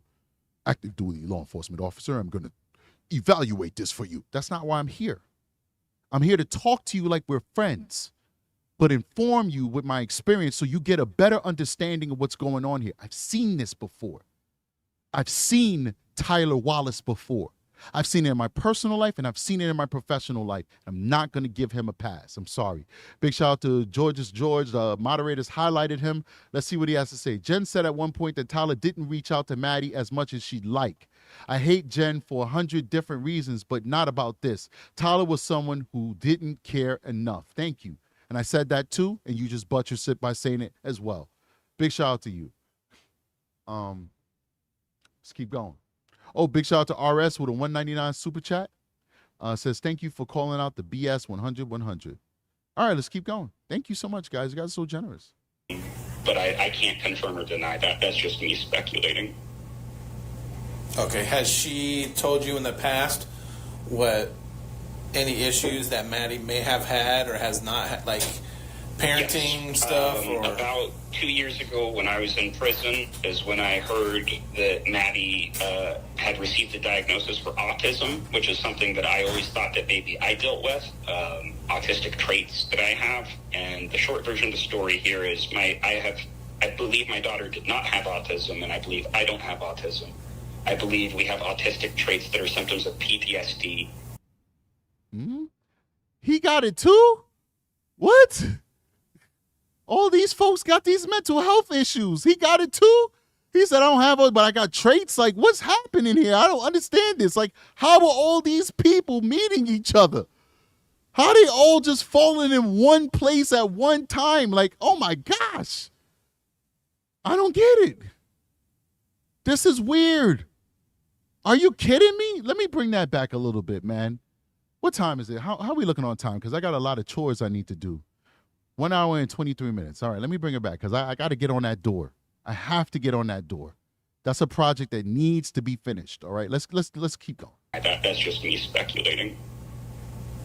okay, has she told you in the past what any issues that Maddie may have had or has not had, like parenting Yes. stuff? Or About 2 years ago when I was in prison is when I heard that Maddie had received a diagnosis for autism, which is something that I always Did he say, wait, bring that back a second. What did he just say? have much communication. Jennifer almost never tells me anything. I think the only reason she told me is because she realized that I was going to find out eventually. Okay. But I can't confirm or deny that. That's just me speculating. Yeah, did he just say he was in prison? Hold on here.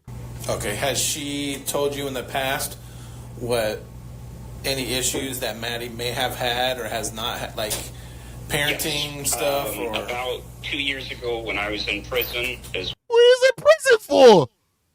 He was in prison? Oh my gosh, man. This is a mess. This is an absolute mess. This child did not have a chance. This is a mess.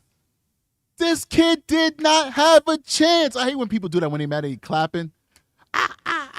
Like, you got to believe me more because I'm clapping. I'm going to kick your butt. Believe me because I'm clapping. They got me clapping over here. That's not even my character. They had me clapping. He was in prison. Why was he in prison for? When I heard that Maddie had received a diagnosis for autism, which is something that I always thought that maybe I dealt with, autistic traits. So he's saying he thought he dealt with autistic traits before. I have, and the short version of the story here is I believe my daughter did not have autism, and I believe I don't have autism. I believe we have autistic traits that are symptoms of PTSD. And PTSD? Oh, Lord. Bree with a $2 super chat. Let me just pause it real quick. The silences that they redact and stuff. Bree says, F him and F Tatiana too. The fact he picked her. Well, I ain't saying F him, but that's what you said. I didn't say that. I'm not going to go that far. I just think that, the notion of people. Listen, all my passion is not to hate this guy. I'm sorry. I just got to say this. And there's nothing. I don't hate this guy. And I don't think anybody else should hate him either. I just acknowledge that he's getting a pass that he should not get. He doesn't deserve this pass that he's getting. He's getting a big old pass from the community, from the true crime community, and I think it's unwarranted because he did not do enough to be in his child's life. Veronica Dominguez with a $1.99 super chat says, great commentary. We think alike. Blessings. Thank you so much, Veronica. Let's keep going. There you go. And realizing that it wasn't a genetic autistic trait that I passed on to Maddie, it was probably her having similar developmental conditions that I had as a child that I was recognizing in her. And that's real fucking hard to deal with, man. Okay. I wish I had seen the signs, but I just didn't. I was just trying to get a relationship with Maddie on the back end. I've been so patient waiting to have my turn with my little girl. And then this shit happens and I just don't know what to think. I'm just processing. I don't know what to do. All right, more emotion. I like to see that. That's what I like to see. You notice I don't mock him when he shows emotion. That's what I want to see. That's what I've been looking for this entire time. Big shout out to Maddie when $1.99 super chat says we like projects strategic. I hear you. David, oh man, David just broke the internet. Jeez. Come on, David. Very, very, very generous of you, David, with a $99 super chat. $99 super chat says, David says, love the passion as always. Never sugarcoat, never back down when it comes to the facts, because that's what we need and like. Headed to the Bristol race, so won't be able to catch another live tonight. No problem, David. Enjoy. David's always doing active stuff. He's a really good guy. He's a hardworking guy, and he makes sure that he takes advantage of his time off. And I would encourage you folks to do the same thing. We all have responsibilities. We all have duties, but make sure that you take care of self-care. You go out there, you do things with your friends and your families, you get away from YouTube and all this stuff, and you have a great time. David is a longtime supporter of the show. He's a hardworking guy, so his money matters to him. And from time to time, he always breaks bread with us and shows his appreciation for the work that we're doing on this channel. And we appreciate you, David, man. That's very generous of you as usual. And we never take it for granted. We never see a donation from David and say, oh, yeah, thanks, David. That's just David being David. No, it's not David being David. David doesn't have to do anything. That's David being a kind guy, believing in my vision, believing in my show, just like every single one of you, even the people who don't have one penny to do anything for this show. The fact that you've hit the subscribe button and you're watching me and you're liking me and you're engaging in the chat, you believe in my vision. You believe in what we're trying to accomplish here. And I want to thank you from the bottom of my heart. Thank you very much for making this YouTube vision into a reality. We're almost at 100,000 subscribers. Here I go clapping again. It's not even my character. Why am I clapping today? We're almost at 100,000 subscribers. Thank you very much, YouTube. Let's keep going. Enjoy your day, David. No, I don't know what to do. All right. Have you ever met Jennifer's boyfriend, Stefan? I don't think so. I think I've only ever seen pictures of him on Instagram. I'm trying to remember that. I didn't remember when Stefan came into Jennifer's life, but I've done some research on Reddit, and according to a local post that I found, it looks like he may have entered her life around 2018, which I would have still been in Kansas at that time. I do. All right, so I'm going to read it out just for people to fact check it because I don't know. So this is an unsubstantiated claim made by MI Passenger 33. Unsubstantiated. I don't know this to be true. This may very well be just rumors, but I'd like to put it out there so that people can fact check it and send me sources. MI's passenger says he went to prison for stealing explosives. And a lot of people were saying it was military prison. I don't know if that's true. That's a that's a serious allegation to make. I'd love to get it fact checked. Let's keep going. Remember talking to Jennifer about Stefan and being like, hey, I'm low-key uncomfortable with you just bringing a guy around my kid. But that was one of those things where it's like, I didn't really feel like I had a choice. I didn't really feel like I had to say. Jennifer always seemed pretty comfortable with Stefan. I knew he was a biomechanical engineer from what Jennifer told me, which always weirded me out on what the fuck would a biomechanical engineer want with Jennifer. Like, I'm not saying she's... Yo, but why did you put your penis in her then? Why? I mean, listen, I get it. I don't like Jen either, but, you know, you the one... Listen, I could say that because if I've met a few Jens and I left them in the dust. I didn't even put the pee-pee in them because I have self-respect and self-worth. You put it in there, and not only did you do that, you did it unprotected. You made a child, and then you didn't even do everything you could do to be in that child's life. So why would you talk about her like that? That's the mother of your daughter. I could talk about her. You guys in the chat could talk about her, but that was the mother of your daughter, and you're telling us what you thought at that time, not how you think now. So if that's how you think now after your daughter's dead, I get that, but you're talking about the mother of your child and how you thought about her at that moment. Where's the respect in that? There's no respect.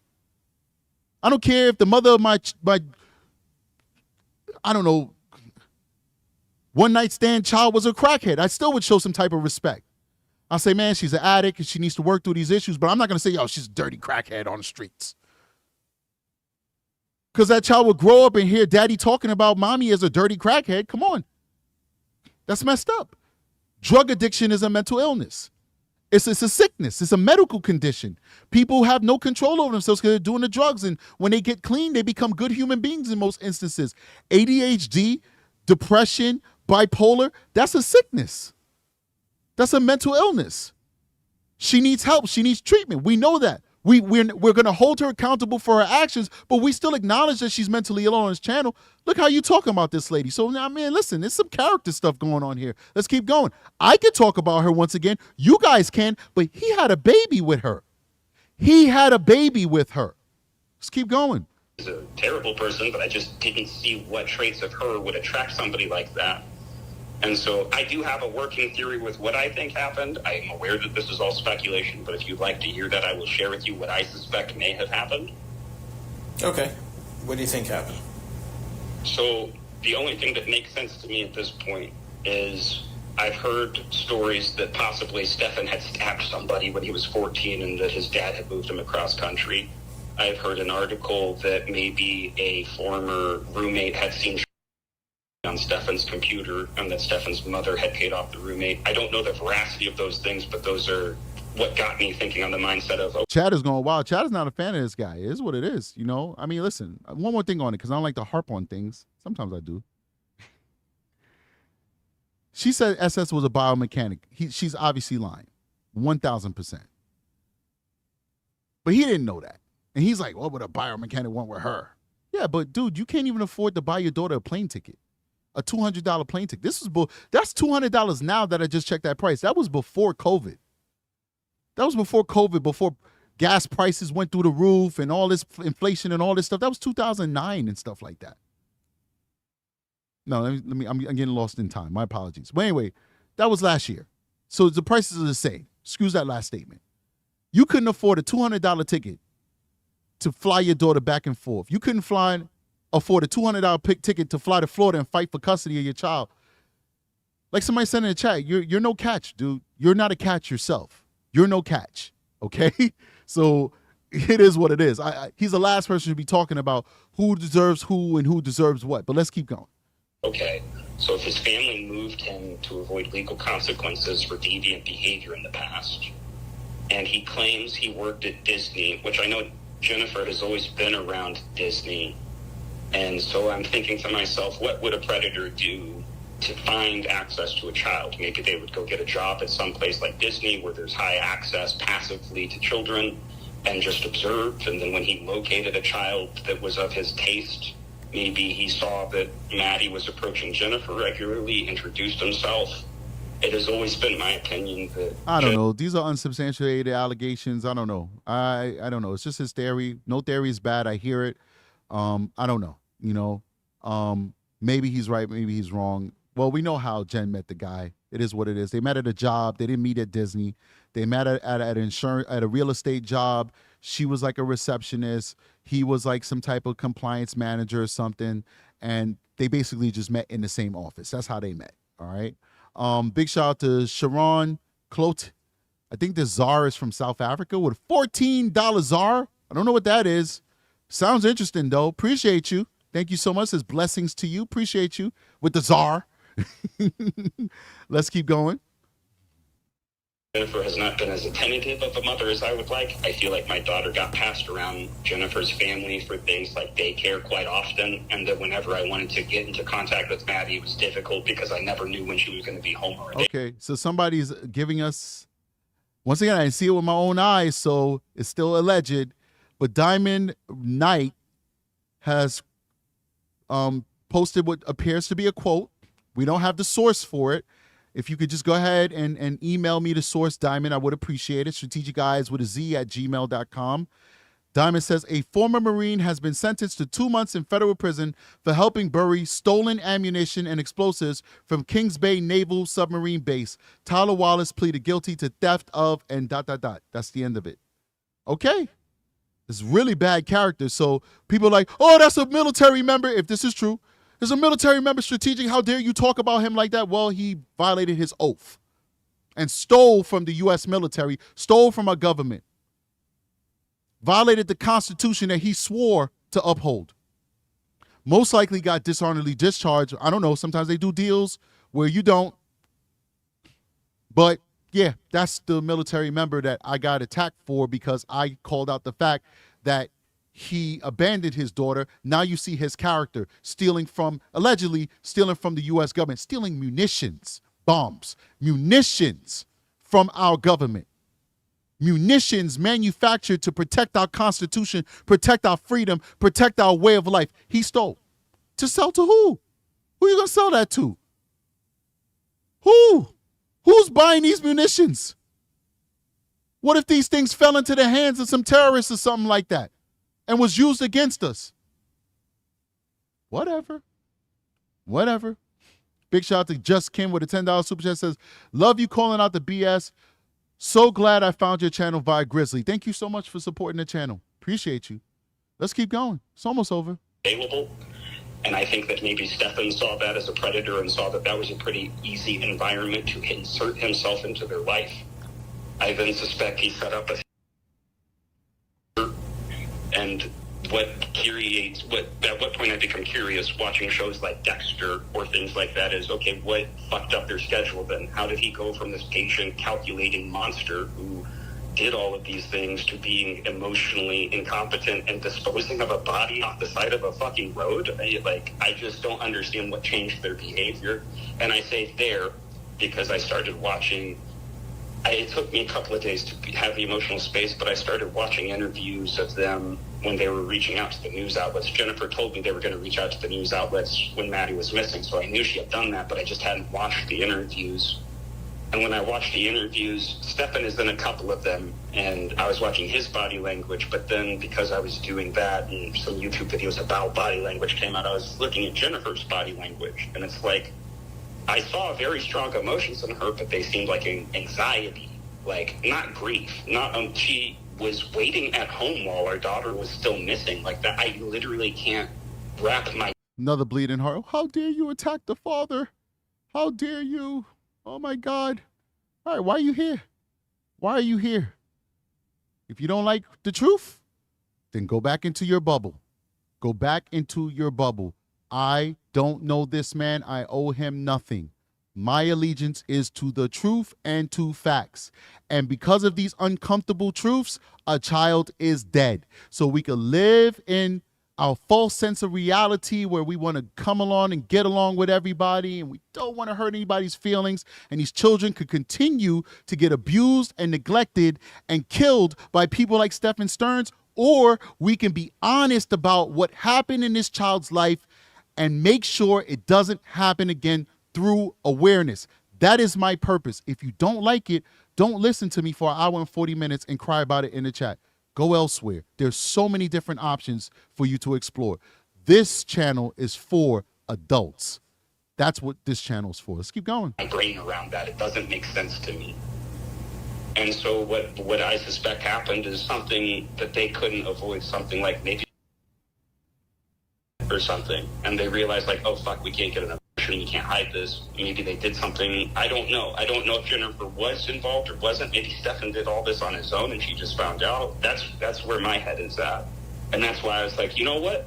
I think I want to set up separate updates with the police department because I just don't know. I just don't like the... Somebody just made a good point in the chat. They said Maddie had her own phone. Stephen Stearns talked to her daily. So no excuses for Tyler. He could have called the girl at any time. Kids are easy to win over. In fact, if you speak the truth to a child, they're programmed to forgive you. She's 12 years old. She's becoming a teenager. You sit her down, you say, listen, I haven't been a great father to you, and I'm sorry. I apologize for that. But guess what? You're still a kid, and I'm going to make sure every single moment moving forward that I'm the best dad possible. And you start sending her gifts in the mail. You start sending her birthday cards. You start sending her money for her birthday. You start telling her, I love you. You start talking to her every night. You send her a text and you say, hey, baby, I know you're probably ready for bed. Just want to say have a good night and I'm thinking about you.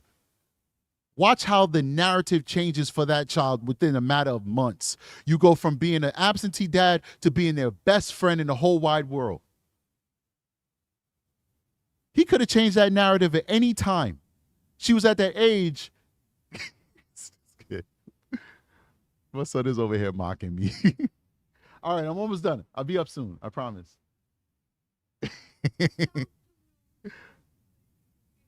Okay. I'm sorry. We'll be ending it in a little bit, guys. I got to go hang out with the kid. He could have changed the narrative at any moment, ladies and gentlemen. There's no excuses, man. The girl had her own phone. She had her own phone. Let's keep going. The fact that everything I know about my daughter has been filtered through that family to me. Mm-hmm. I'm sorry. That's my piece. That's okay. Have you, when you and Jennifer were together, was she on any kind of medication or anything like that? Or do you know if she's been on any medication since? She was never open with me when we were together. I do know that since we dated, she's been diagnosed with bipolar. I don't know what medication she's currently on, but I know that she's been on medications as hardcore as lithium in the past. Okay. What about Maddie? I don't remember the names of the medications, but I was informed when Maddie came to visit me that she was on antidepressants, anti-anxiety medication. Do you know the names of them? Yes, hydroxyzine was one of them. She would take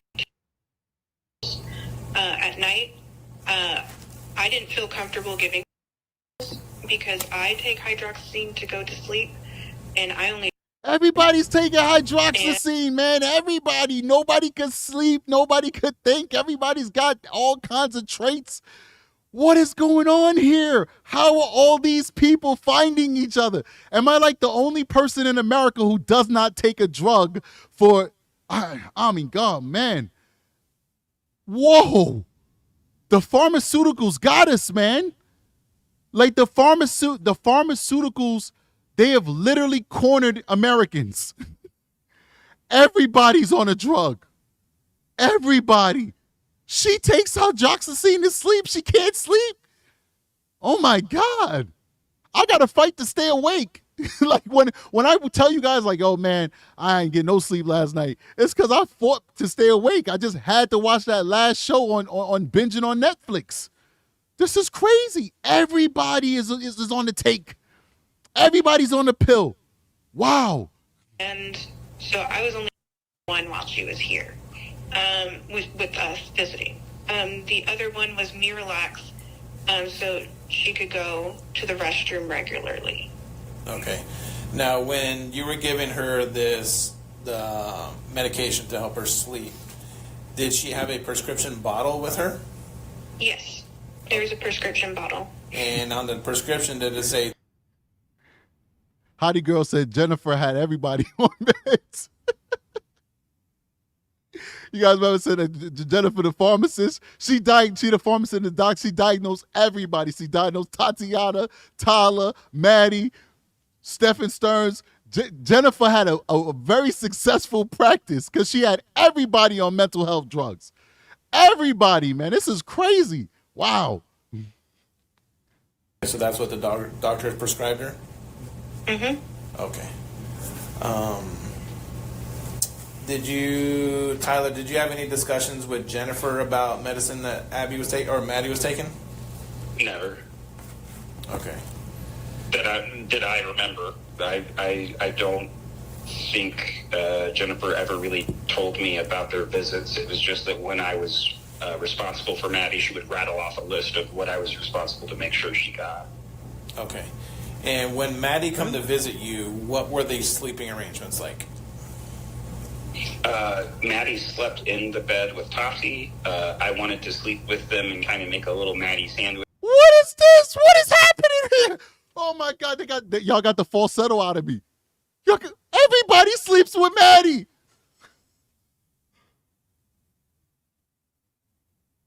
Everybody sleeps with Maddie. He said she slept with Tati and he wanted to sleep there and make a Maddie sandwich. What is going on here? Oh my God. Everybody sleeps with Madeline. She's 12 years old at the time. I'm sorry, man. This is too much for me. This is too much. Bring that back, man. Bring that back. This little girl. Oh, my God. Responsible for Maddie, she would rattle off a list of what I was responsible to make sure she got. Okay. And when Maddie come to visit you, what were the sleeping arrangements like? Maddie slept in the bed with Topsy. I wanted to sleep with them and kind of make a little Maddie sandwich, and she was not very keen on that idea, so she made sure that I slept on the couch. Sometimes we'd cuddle, but that was... She made sure, like she had to force you to? She made sure that we slept on the couch? Like, what would your wife need to force you to? So, all right, so I want to cuddle with my daughter. I don't know. Like, I have a different standard when it comes to the bio parents. Because, when we talk about Stephen Stearns, we're talking about a boyfriend. All right, this is a bio dad. He want to cuddle with his daughter. That's his business. It's not for me to judge. As long as his mind is in the right place, okay. But he's saying it like his wife had to make sure it didn't happen. Like, if he's like, yo, let me sleep in the bed with you guys, which I just think this is weird that everybody wants to sleep with Maddie. And his wife's like, no, she's a little too old for that. Let's just let her sleep in the room with me because maybe they have a one-bedroom apartment. I don't know what their home is like, the layout of their home. You wouldn't have to make sure that he doesn't sleep in the bed. You just say, all right, baby, I'll sleep on the couch. If you think it's not a good idea, I'll sleep on the couch. Big deal. Why would you use the words like, she made sure? Why would those words come out? She made sure that I didn't X, Y, and Z. Like would constantly have to remind them like, yeah, honey, go to the couch. You're not sleeping here tonight. That's weird. It's just weird. But everybody sleeps with Maddie. Maddie can never sleep in the bed by herself. What's going on here? What's going on here? Just keep going. The sleeping arrangements is usually she'd sleep in the bedroom with Tati and I'd sleep on the couch. Okay, whose idea was it to have what you referred to as like the Maddie sandwich? Who wasn't uncomfortable with it? Tatiana or Maddie? Yo, bro, maybe I'm from the hood. I am from the hood, and we don't talk like that. That's weird. Yo, if we're in a cypher, chilling with the homies, And we're talking about our kids and all that stuff. And dude was like, yeah, man, I made a Jessica sandwich last night. Me, my wife, my daughter Jessica in the middle. We beat the crap out that dude. And then call ACS, CPS. And then call the cops too. And then call Homeland Security just for the hell of it. So he get his ass kicked. The homie from 1,000 years would get his ass kicked. Then he'd be dealing with Child Protective Services. Then he'd be dealing with the local PD and Homeland Security. We calling everybody. Then we calling the president. Then we might pool our money together and call the cartel and put a head out on this dude. Just joking. And we're calling the Pope too. Hopefully they could exorcise the demons out of you. Who are these people? Who talks like this? Is this a cultural thing? Is this like a Cyprus, Texas culture thing? Who talks like that? A Maddie sandwich. It sounds nasty. It's cringe, like somebody just said in the chat. This is weird stuff, man. Real weird stuff. I believe it was Maddie who was uncomfortable with it. She didn't straight up say, I don't want to cuddle, but she would cuddle with me when it was just me and her, and I believe she'd cuddle with you when it was just you and her, but when we were together, she would become a little bit more shy, is the word I would use. Gotcha. Okay. Now, when she would sleep at night,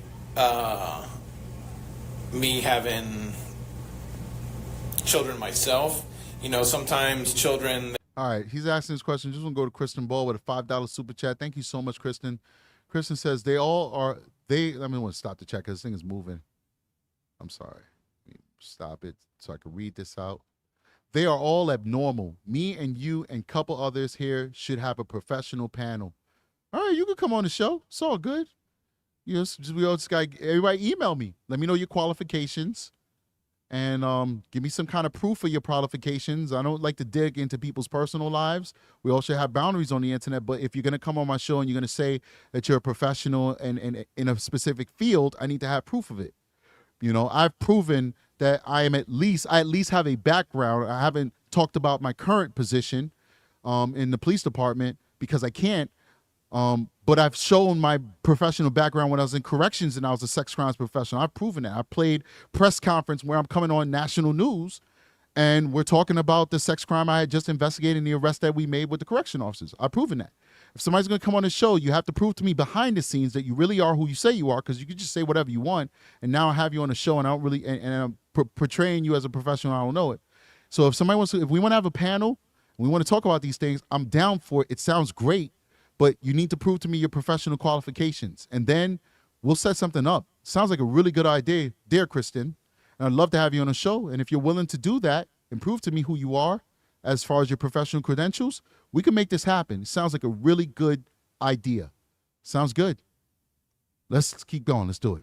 They kind of flop all over the place when they're sleeping. Did you notice anything like that with Maddie? Yes, I will say I also sleep like that, and Tati had commented on how Maddie sleeps just like me. I very much thrash a lot, and Maddie was a kicker and a mover and a thrasher. Okay, did it seem like she got good night's sleep, or she was up and down? Once I gave her the medicine, she was fine. Like, she would go to sleep. Ivana, the birthday girl, says, I never slept with a grown man until I was 20. And that man was my boyfriend. Sandwich is not a great word at all. Medication, she was more like me, though, where insomnia would set in, and in the evening our emotions would... She literally told me one night, I'm so sorry, my medication is wearing off. I'm having big mood swings. They're crazy. Veganista says, I usually don't get commercials in other people's lives. I don't know why I'm getting commercials here. Because YouTube is putting the commercials. And if you don't want to watch commercials, then upgrade to YouTube Premium. I've had YouTube Premium for almost 10 years now. I don't know how people watch YouTube without YouTube Premium. You got to spend if you want things. You don't want to see ads, YouTube Premium. Let's keep going. And so, yes, I'd wake up with like an elbow in my face. But to get her up in the morning was the issue, because she never wanted to get up on like the first shake or not even the second. So I just chalked it up to her being more like Tyler, because it takes him a while to get up in the morning. Mm-hmm. But no, you think it was the medication? Yeah. All right. The bishop with the $5 super chat says, when Jen and Maddie stayed at Stefan's parents' house, Maddie slept in a bed with his mom too. They said in their interview. Yeah, I know. That's why I went crazy and lost my mind, because it just dawned on me that everywhere Jen went, she slept in a bed with somebody. She never slept by herself. We got a pinned comment by the moderator says, sounds like she needed her own bed. Problem solved. Yeah, I mean, come on. You know, if you might live in a 1-bedroom apartment, I get it. I don't notice the layout of, of the Wallace family. But if you know that your daughter might come over, maybe you might want to invest in a sleeper couch. It sounds like he had one. And now you have an extra bed. There's nothing wrong with putting Maddie on a sleeper couch and you and mommy sleeping in your bed together in your room.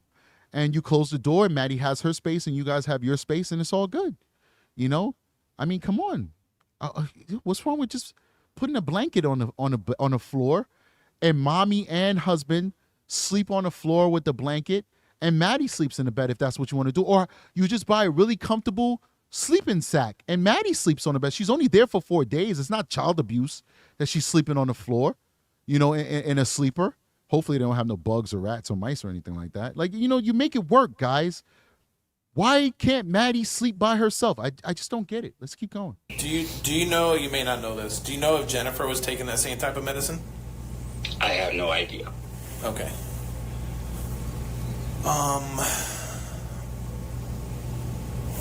Did she talk about her relationship with Jen and her relationship with Stefan? I asked her if her mother and Stephen were still together, and she says no, they're not together. She, loved her mom, because every time I would make a little bit of a snarky comment, she would correct me and say everybody's beautiful in their own way.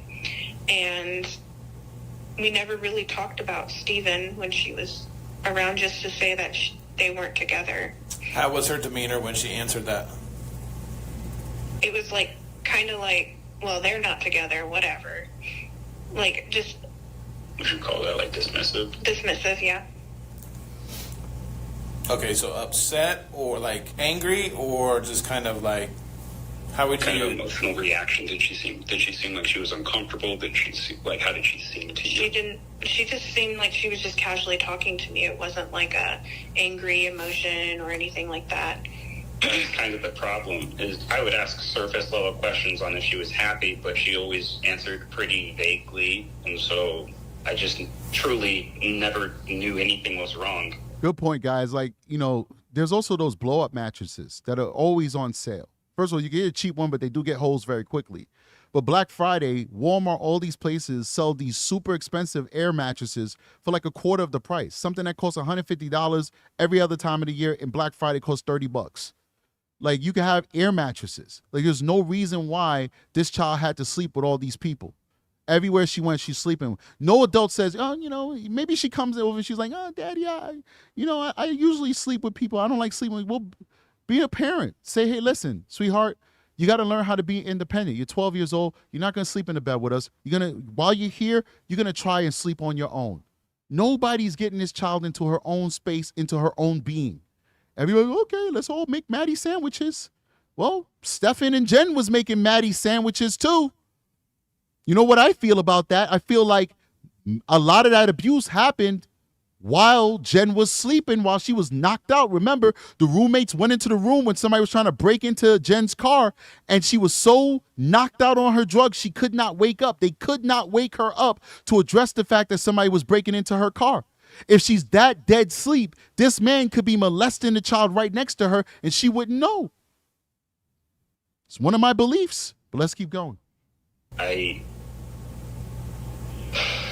Yeah, sorry. Go ahead. Keep That's talking. okay. I didn't mean to interrupt you. So she was just kind of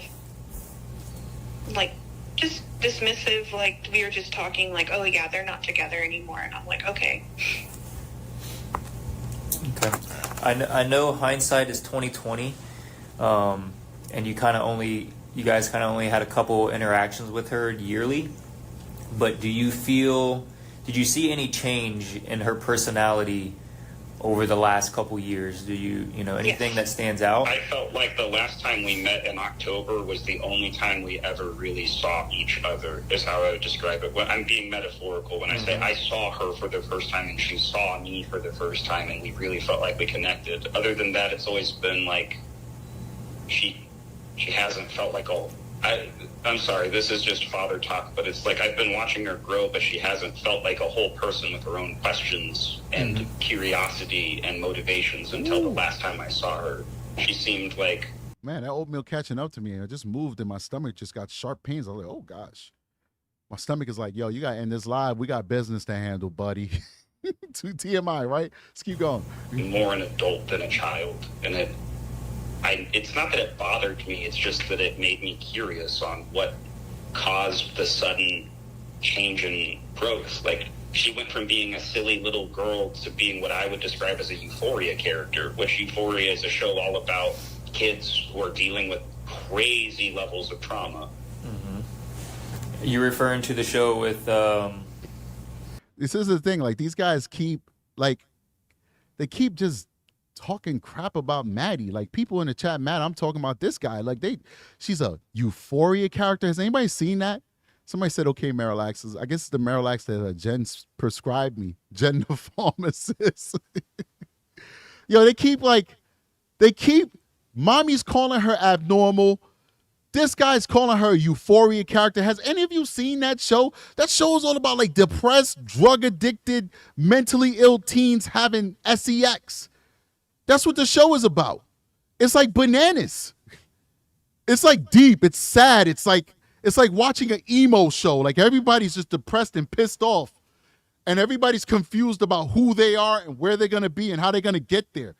It's a real crazy show. And he's comparing his daughter to that. So let me ask you a question, Tyler. What did you do about it? You got a daughter here that's with you, and you are comparing her to this show, this horrible show. I mean, it's not a horrible show, but it's horrible what these characters are going through.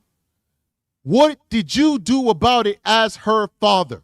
That's a good question that we should ask. I think her name is Zendaya. Zendaya, yes, okay.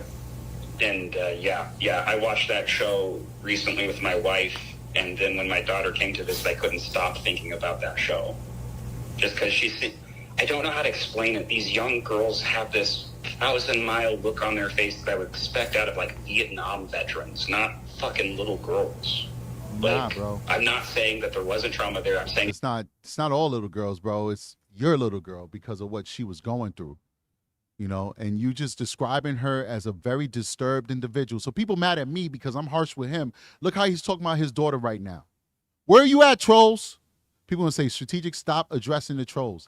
I love doing it. It's interesting. Keeps me on my toes a little bit. Where are you people? Where are you Tyler stands? Listen to how he's talking about his little girl. His dead little girl. Listen to how he's referring to how she looked and how she acted and all this extra stuff.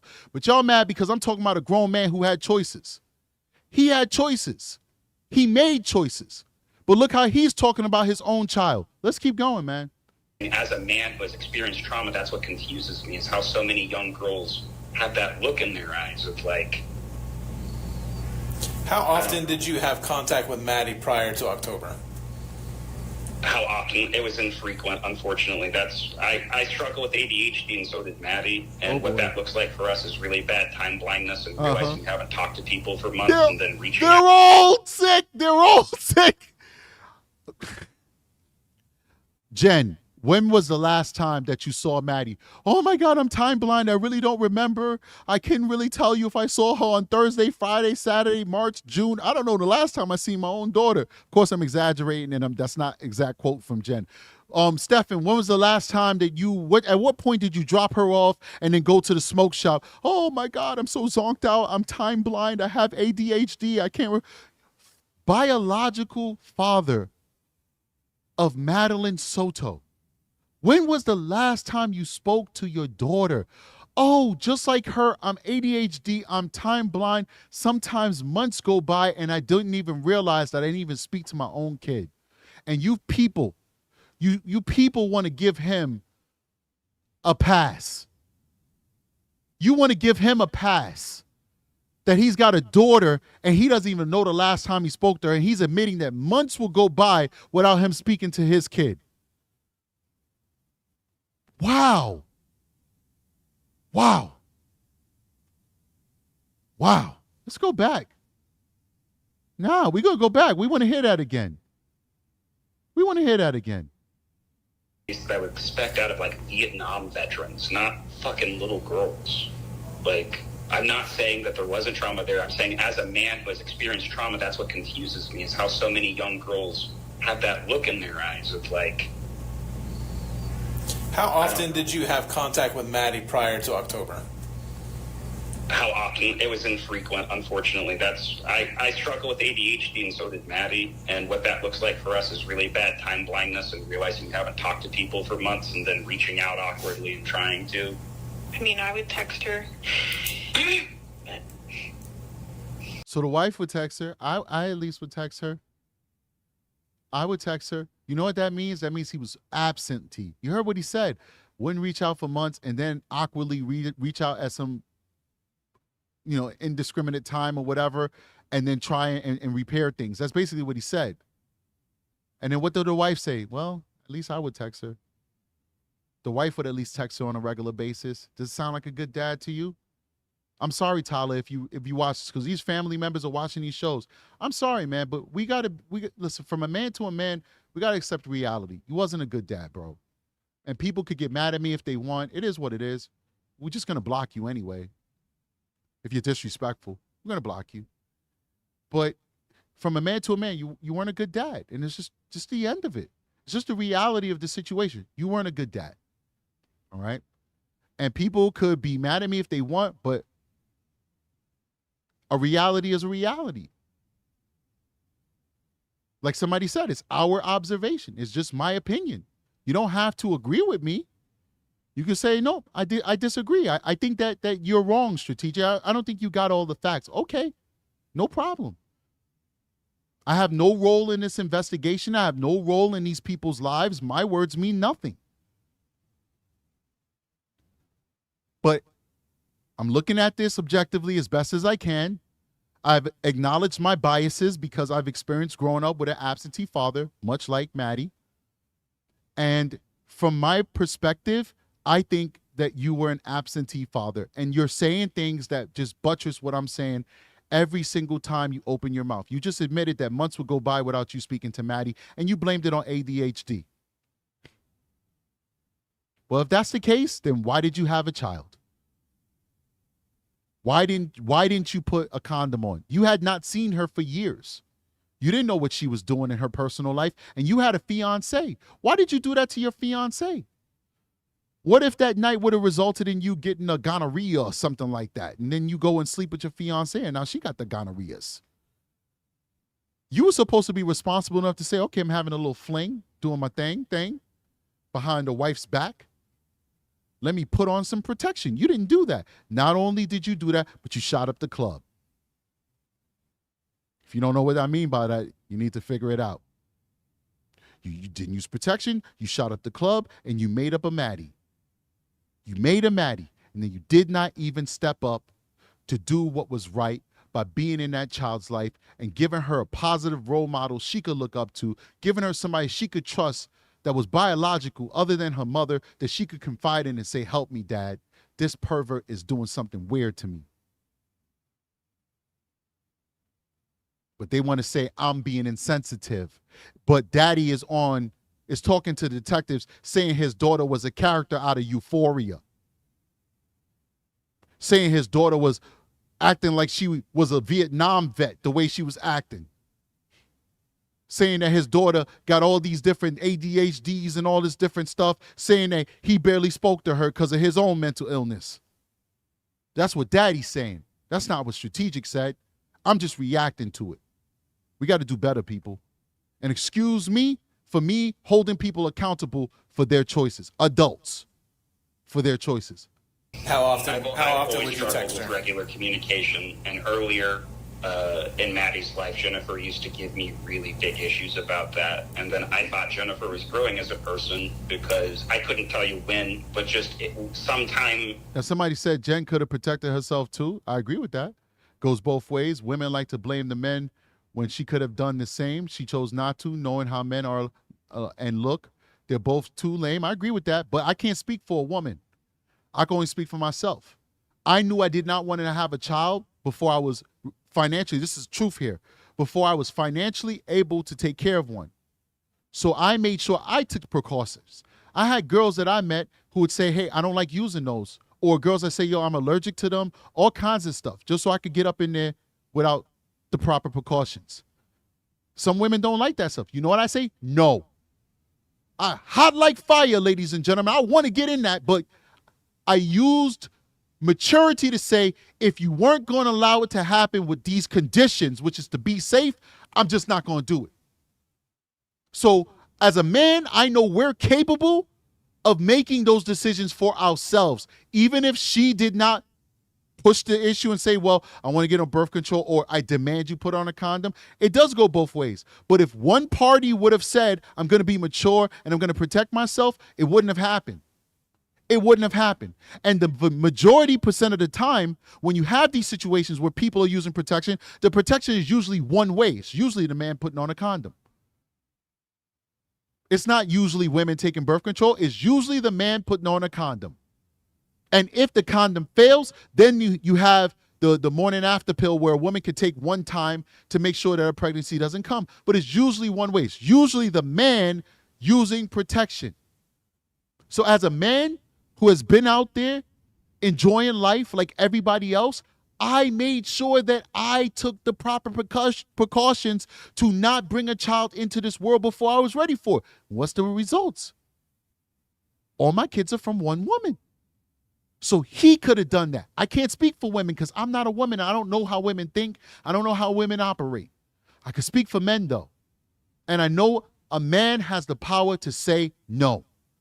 A lot of times women say that act like once we see those waterfalls, we have no choice but to jump into it. No. We could say no. I could look at it, Jen, and I could listen to her and talk to her, and I'm not going to shame her for how she looks. I'm talking about on a mental and a spiritual level. I could talk to a Jen and say, nah, I'm not jumping in that. Those rivers ain't for me. I could pass that up. I could be on a hottest night, one in company as much as anybody ever wanted company, and I could say to myself, nope, no, not her. Something not right up here. Something's not right in the spirit. I'm good. I'll pass. I've done it 1,000 times when I was out there. Men aren't some animals that just can't control themselves and have to just do things. That's not true.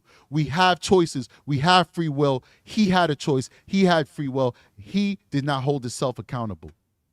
Halfway through Maddie's life, Jennifer just became a lot less judgmental and mean about it. She was just like, hey, I get it. You have stuff going on. We have stuff going on. And so I felt like that was us getting close. Like, I felt like that was Jennifer understanding us more at the time. But now I'm curious. All right. But going back to... What did he just say?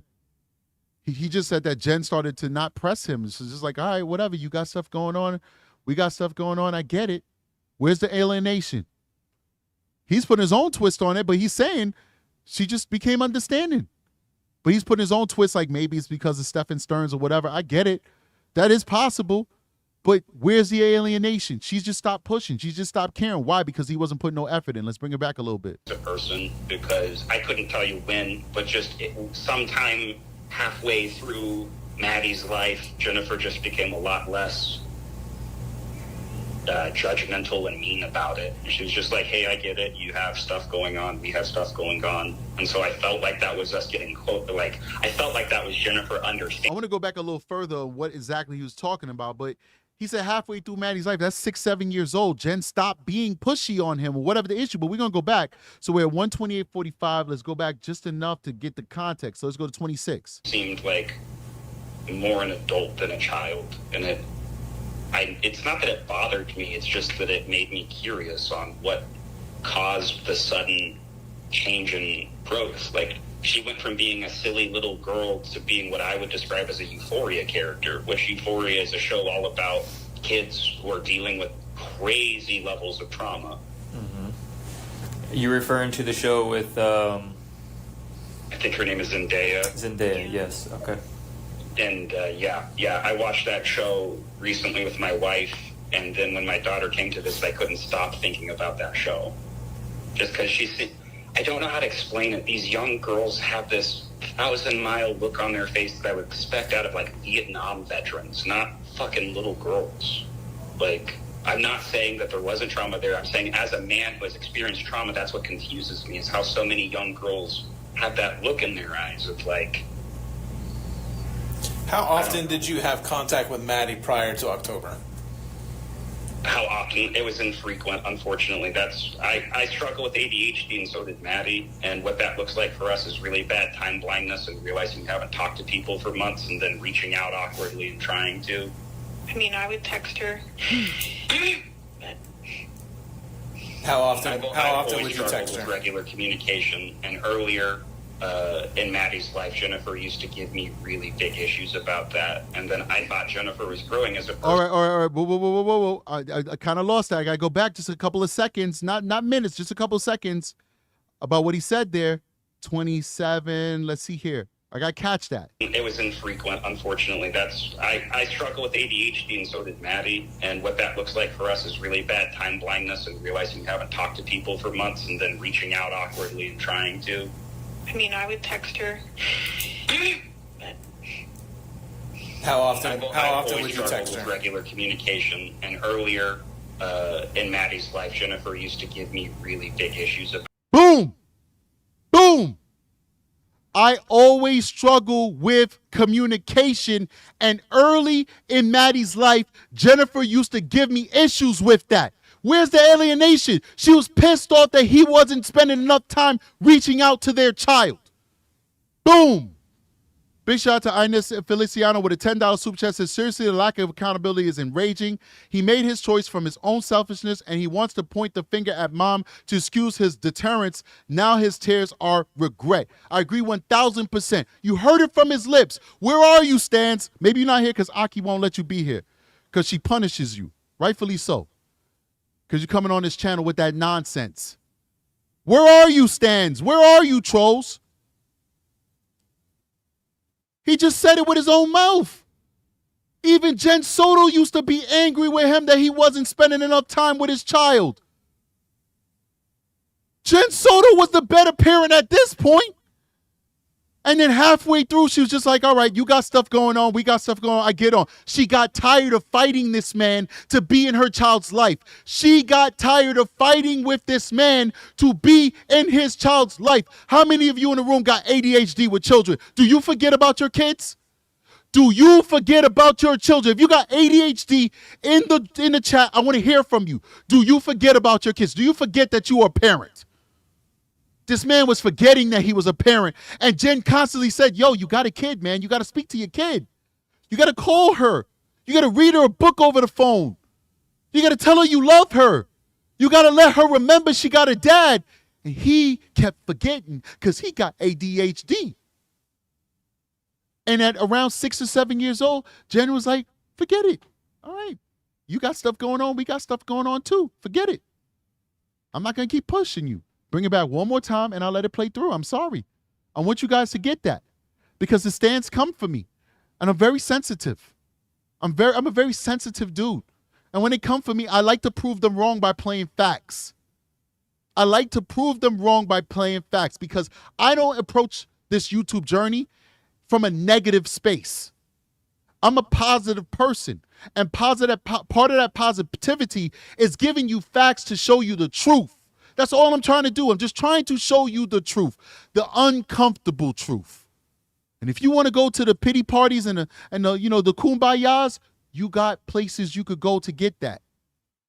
You're not going to find it here on True Crime with Strategic. Let's keep going. It was infrequent, unfortunately. I struggle with ADHD. This is a hobby for you. This is entertainment for you. This is my life's work. Remember that. Don't ever forget it. You come here, you're coming to a person who's talking to you about their life's work. Let's keep going. ADHD, and so did Maddie. And what that looks like for us is really bad time blindness and realizing you haven't talked to people for months and then reaching out awkwardly and trying to. I mean, I would text her.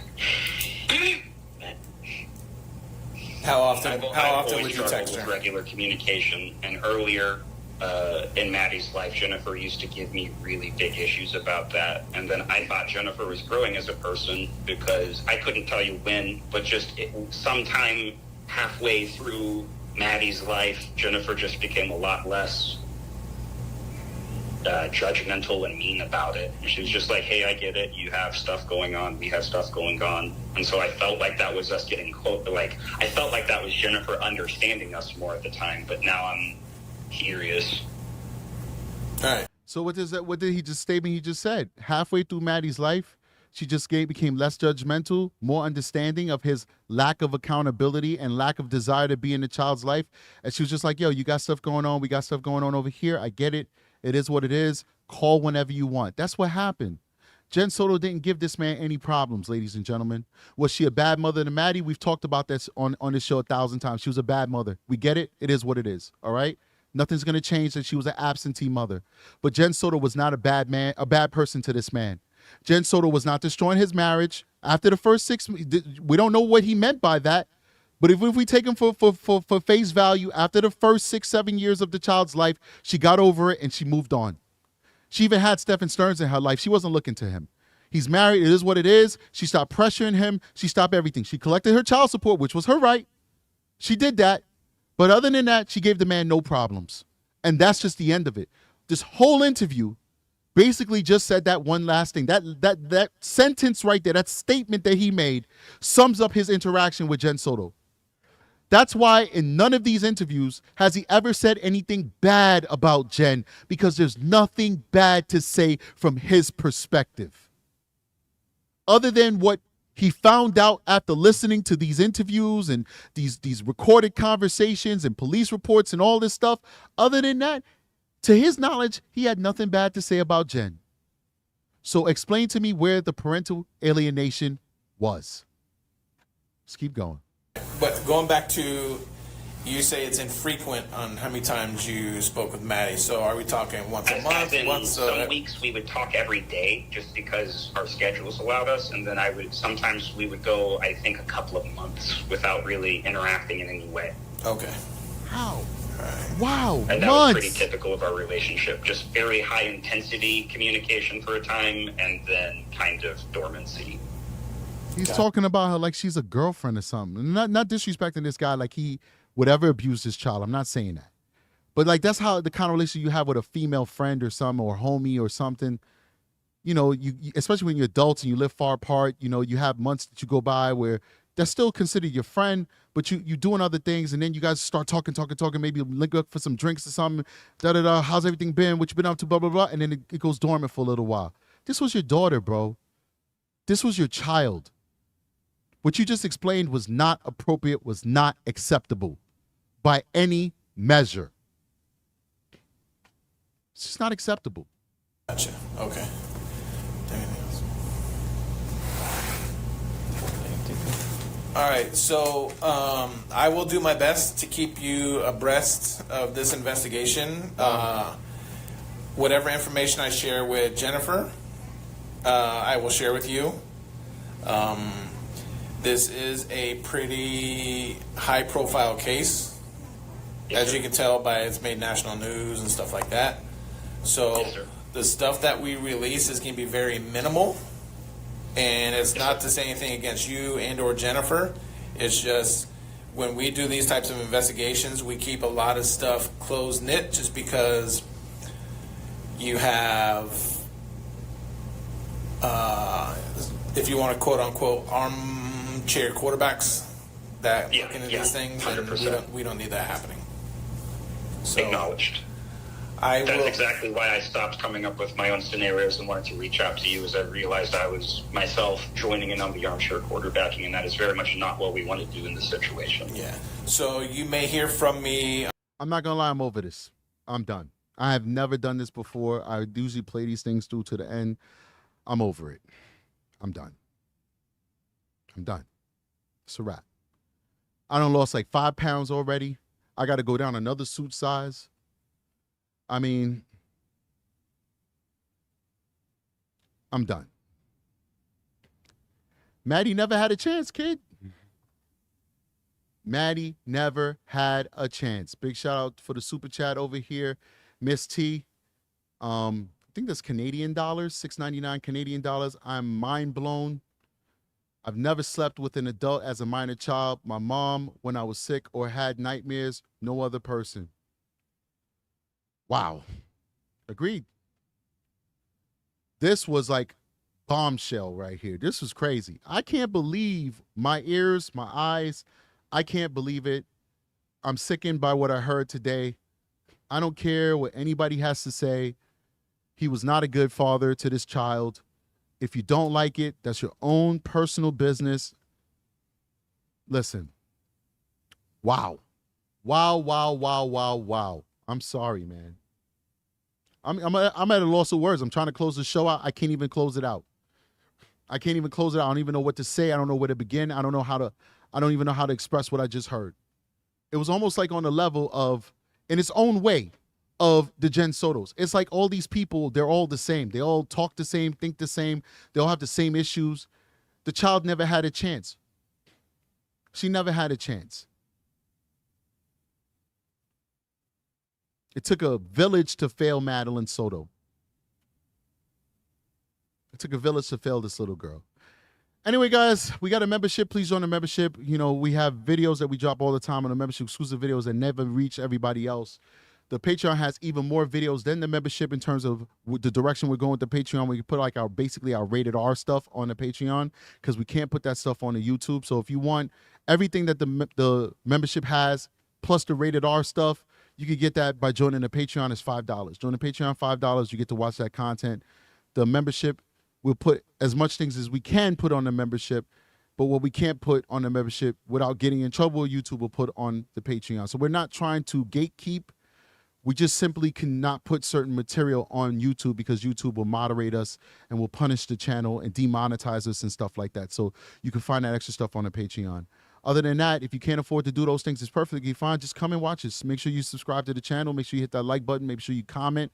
You let us know where you're calling from. I love to hear where people are calling from. Please do let us know where you're calling from in the chat, and we'll definitely show love to you and acknowledge you. We read almost every comment. To all the trolls and the negative people, this is not a space for you. We will block you. We will delete your comment. We have hundreds of people that are on our block list. It's just a platform that I want to create. I want a safe space where people can communicate without negativity. All right. And I'm not going to be everybody's cup of tea. So if I'm not your cup of tea, then you know what to do. It's all good. It's no love lost. It's not personal. It just is what it is. Guys, I love you immensely. I appreciate everybody who's coming here and supporting me on this journey. You guys are great. We also have merch. We have merch. Nice merch, nice hoodies, sweaters, mugs, stickers, the whole nine. The merch is all over the channel. You can go ahead and just click it and subscribe and buy stuff from the merch. We appreciate you. You know, and lastly, please do consider giving the moderator some coffee. Go ahead and hit that link. I saw other YouTubers doing it. I saw Grizzly True Crime doing it. I saw other YouTubers doing it. The mods work really hard. The money does not go to me. It goes straight to the mod, goes into a fund. And, you know, quarterly, you know, every 3 months, every 4 months, when it has a decent amount of money in it, we'll go ahead and divvy that out to the moderators and make sure people eat and can show love and for their hard work, you know, and it motivates them to come and join every show and help us keep this chat clean. Because guess what? If we didn't have moderators, it'd be the Wild Wild West in there. All kinds of weirdos just trying to mess up the ambiance and the safe space that we're trying to make. We don't need that. We don't want that. So the moderators play a very, very, very important part of this show. All right, let me set it all up. Got to set up that outro before we do it. The outro is now set up. It's a whirlwind of a show, guys. You guys can hear my voice is almost gone. It's not easy doing this show. See you guys on the next one. Hit that like button on your way out the show. Strategic is out of here. Peace.